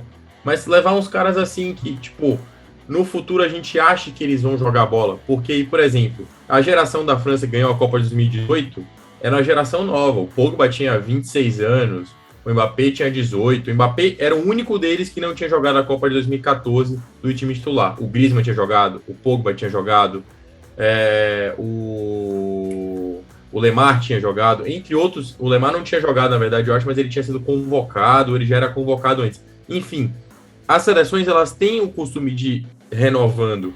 Tanto que na Europa é muito comum o jogador, quando dá 30 anos, ele aposenta da seleção. O Lan, ele aposentou muito cedo da seleção alemã. E a seleção alemã já foi procurando outro substituto. Para nossa infelicidade, achou o Kimmich, que é um puta de um jogador e que tem umas características semelhantes às do Lan. Que ele joga, ele faz muito bem a distribuição de bola, joga bem parecido com o Lan, só que, lógico, sem comparação, porque o Lan, para mim, era ímpar. O cara jogava nas duas laterais, jogava no meio. Mas eu acho que a gente devia convocar jogadores mais jovens, esse é o meu ponto. Eu pensaria em mais algum jogador jovem que joga no Brasil para poder colocar lá um meia que joga sei lá, no São Paulo, já que você tem que sempre convocar um cara de São Paulo para ser campeão mundial, né, Tite? Sabiam disso, cara? Precisa sempre convocar. O Brasil nunca foi campeão sem um jogador de São Paulo, cara. E Tite, é verdade isso aí, cara. O Rodriguinho tá dando sopa aí, cara. É só chamar que ele vai. Já falei, Pablo Maia tem uma passagem comprada pro Catar, cara. Mas na verdade, aí. Não, mas esse racional aí de vocês é bom, galera. Faz sentido. Eu tô tentando problematizar aqui, mas faz sentido. Ainda mais agora que a gente pode levar 26 jogadores pra Copa do Mundo. Não é possível que a gente vá usar 26 jogadores. Mas a galera pensa, por que vai levar o cara se não vai usar? Galera, mas muito provavelmente vai ter gente que a gente não vai usar. O Tyson não pisou no gramado em 2018, cara. Ele foi porque ele era da panela. Isso, tá? E não dava pra convocar Não dava para convocar o Vinícius Júnior na época, já que tinha 19 anos, não estava jogando pelo Real Madrid, mas, cara, era uma das maiores transações da história do futebol brasileiro, pô. Eu 35 acho, milhões de euros, não foi? Total. E outra coisa, só para levar assim, é a defesa que eu sempre faço, velho. No mínimo leva um jogador que tem uma função no mínimo. Não leva um cara que é bom de vestiário só. Leve o Reinaldo, que não leva um pênalti. Já pensou? Cara, final de Copa do Mundo vai pros pênaltis. Tite saca o Thiago Silva e coloca o King Naldo, cara. O King Naldo vai fazer o gol de pênalti. Você tem certeza que ele vai bater e vai acertar. Eu sou favorável a levar o King Naldo e o Henrique Dourado, justamente. Ia falar Rafael Veiga, mas agora ele perde pênalti, eu ouvi falar. Mas então leva lá. Henrique Dourado e o King Naldo, e os caras vão fazer gol de pênalti até dizer chega, velho. O Brasil vai estar armado na cobrança de pênalti com esses dois, cara. Inclusive, o King Naldo vai bater o pênalti, vai sacramentar o São Paulo Futebol Clube campeão da Copa Sul-Americana. Bati na madeira 500 vezes aqui. Selo anti-zica.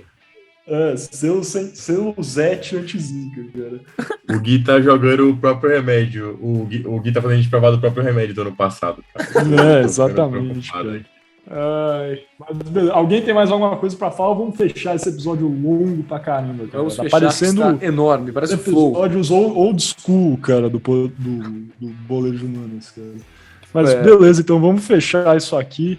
E você vai falar alguma coisa? Fala aí. Quero um fato legal do Goleiro de Humanas para os ouvintes das antigas. A primeira tomada do episódio do Old Firm teve 3 horas e meia. Cara, nem lembro. Faz tanto tempo, rapaziada. O Goleiro de Humanas já tem mais de 2 anos na sua vida. Eu nem era nascido nessa época. Cara, era um mero planejamento na cabeça dos pais. Então, assim, muita coisa aconteceu e obrigado por acompanhar a gente desde aquele momento. Sem mais delongas, vamos fechar isso aqui. Pessoal, obrigado por ouvir. Quem ouviu até aqui, quem teve essa força de ouvir até aqui, boa, você é 10. Vamos fechar isso aqui. E se curtiu, deixa a curtida aí no YouTube. Não esquece de avaliar a gente com 5 estrelas, se tiver algum no Spotify, etc. Comenta, compartilha, é muito importante pra gente. Se você discordou de alguma coisa, pode comentar. Cara, como a gente falou, muito tema, pouco tempo, embora isso aqui tenha sido episódio longo, então se faltou alguma coisa, pesquisa, cara. Aí vai ter muita literatura a respeito. E não esqueça, dia 2 de outubro, vai votar. Esse apelo a gente pode fazer, não estamos fazendo apelo por um candidato ou outro, mas não deixe de votar, é sempre melhor participar aí nas eleições e fazer a sua parte pelo Brasil. Muito obrigado, conto com vocês e até a próxima.